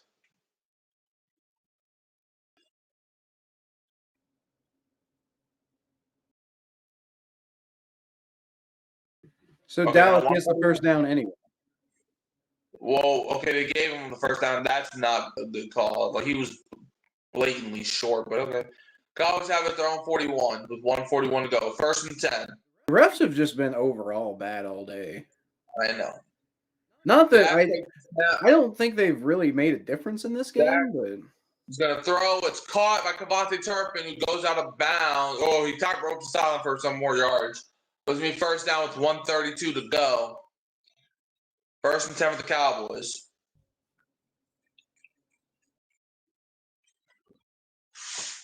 Cowboys have it the Lions 38. 1st and 10. Cavante Turpin goes in motion.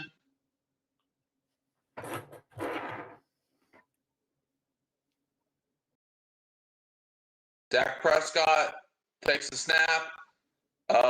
Hutch comes off the edge. He throws. It's caught by Ferguson. There's a flag, though.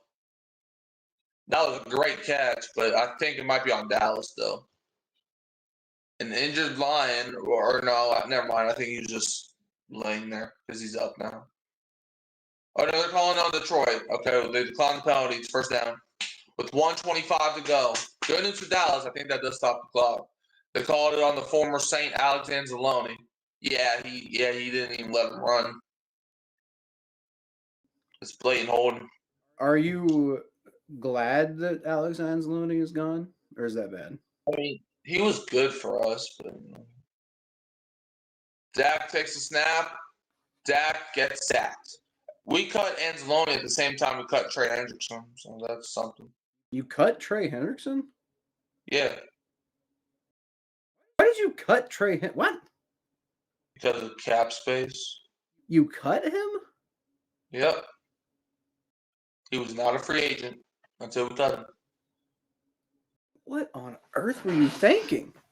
To be fair, Trey Hendrickson was not the Bengals last season. Trey Hendrickson when we cut him. Yeah, but the reason the Bengals okay, so obviously Trey Hendrickson hadn't turned into that version of Trey Hendrickson yet. But when the Bengals signed Trey Hendrickson, it was actually a kind of controversial at the time because a lot of Bengals fans were just like, Trey who? That's not going to make a difference.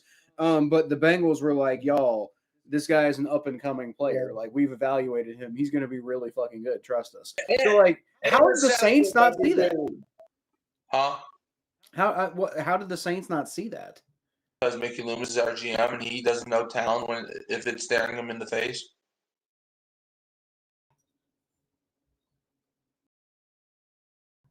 Intercepted by DJ Reed. That's going to end it. Let's see if he had possession. Hold on. Let's see if the ball hit the ground or not. Let's see. And he took it right from Flournoy. Let's see. He bobbles it. Yeah, you guys didn't cut Trey Hendrickson. Huh? You guys didn't cut Trey Hendrickson. He played 4 years for you. He was a third-round draft pick. I just remember us talking about cutting him.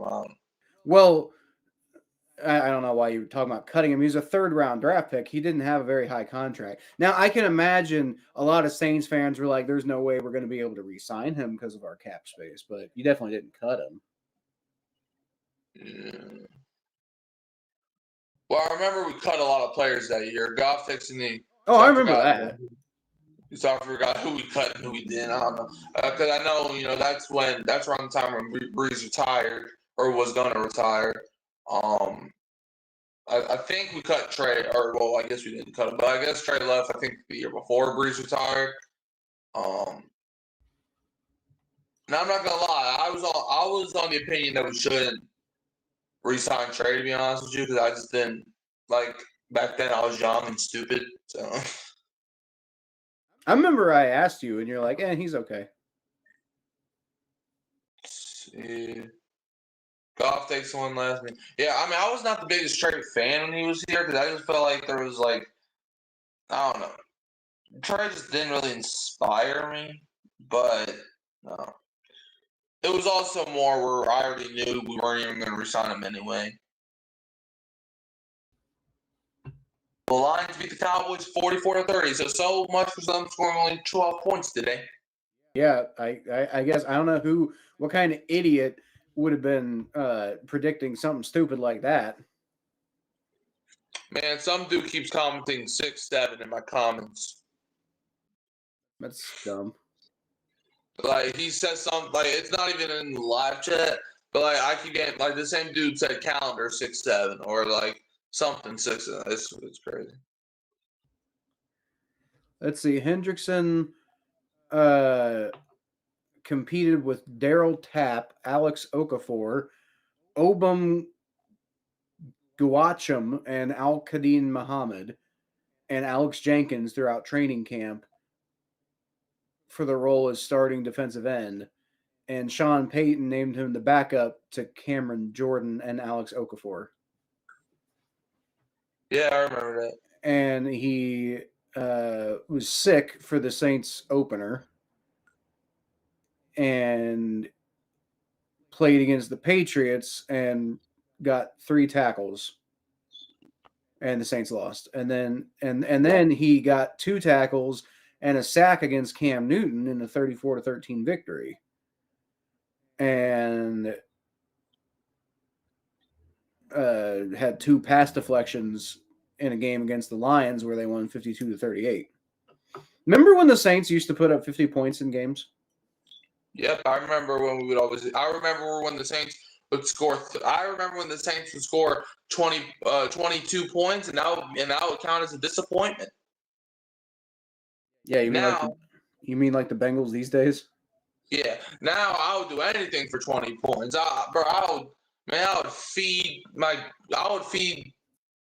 the pit a gold. I don't know. I would do anything for 50 points now, or for 20 points even.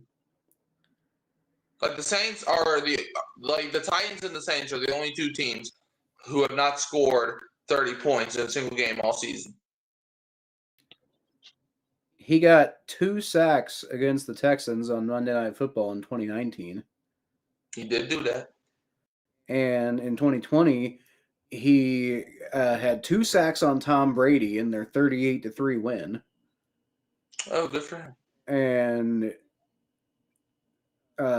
had 2 sacks on Patrick Mahomes against the Chiefs in Week 15. One of which was a strip sack that was recovered by the Saints on pace for a 32-29 Saints loss. I remember that game. That was painful.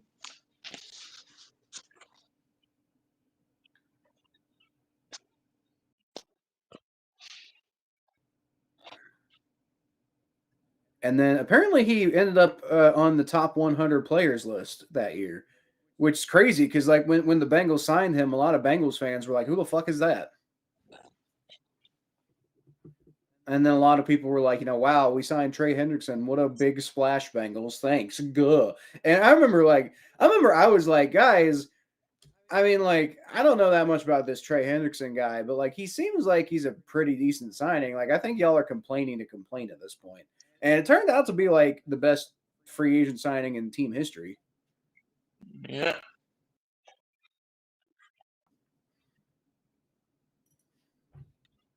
Right around the same time we got DJ Reader. God, I miss that fucking team, man. I miss that team too. You know what? Maybe we'll go back to the Super Bowl this year. You never know. Maybe we will go back to the Super Bowl next year.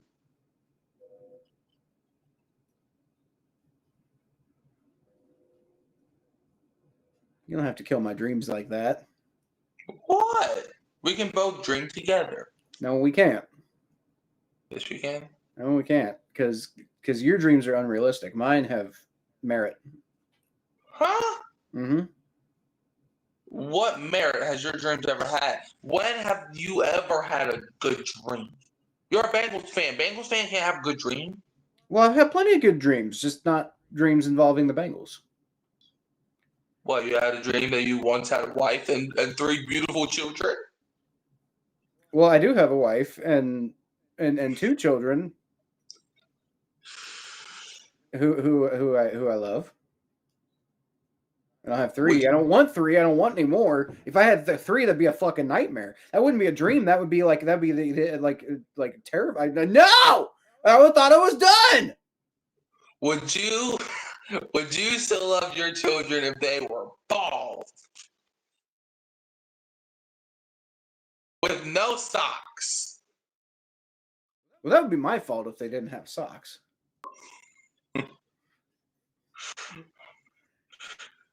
What? I mean, well, okay. I guess at this point, not my daughter. If my son didn't have socks, that would be my fault. I think my daughter. I think if she didn't have socks, that's 100% her fault. Yeah. Okay. Well, that wasn't our best podcast, but it was a good game. Yeah. Yeah. All right. Well, that's pretty much it for this week. Bengals play on Sunday. I'll be streaming that game. Saints play at the same time. You won't be streaming the Saints game? I won't. Yeah. You got something going on? It's not because I don't want to. I just got something else going on at the time, so I'm not gonna be on. There you go. I will be streaming the Bengals Bills game, and like I said, I guarantee we win. I guarantee it. Joe Namath. You know, Dak Prescott actually.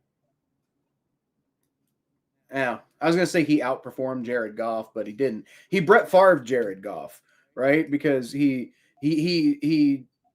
had more passing yards, but he also had more interceptions. He did do that. Yeah. Well, rip Cowboys. Yep. I think the hunt for the division is pretty well shot at this point. Yep. I mean, you never know. Like, season ain't over, and not like the Eagles are exactly inspiring lately, but they're 2 games back now, and I think that might be all she wrote for the NFC East because there's only 5 games left, and the Cowboys already played them. They did do that. All right. Well, you got anything else you want to say about the Saints? Let's go, Beanie. Let's see. I'm trying to see what I remember about. Oh, he played for the Steelers. That's why I know him. Yeah, that guy sucks. Oh, yeah. He Played for Western Kentucky. I remember that too.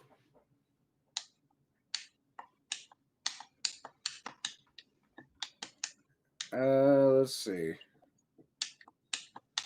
He intercepted Daniel Jones one time for basically a game-winning play.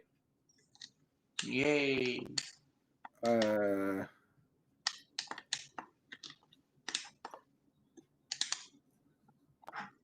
He's been a free agent for like a month now. Like, he got cut back in November, so nobody else wanted him. Apparently, the Saints decided to pick him up. I mean, our season's cooked anyway, so we might as well. I mean, you ain't gonna.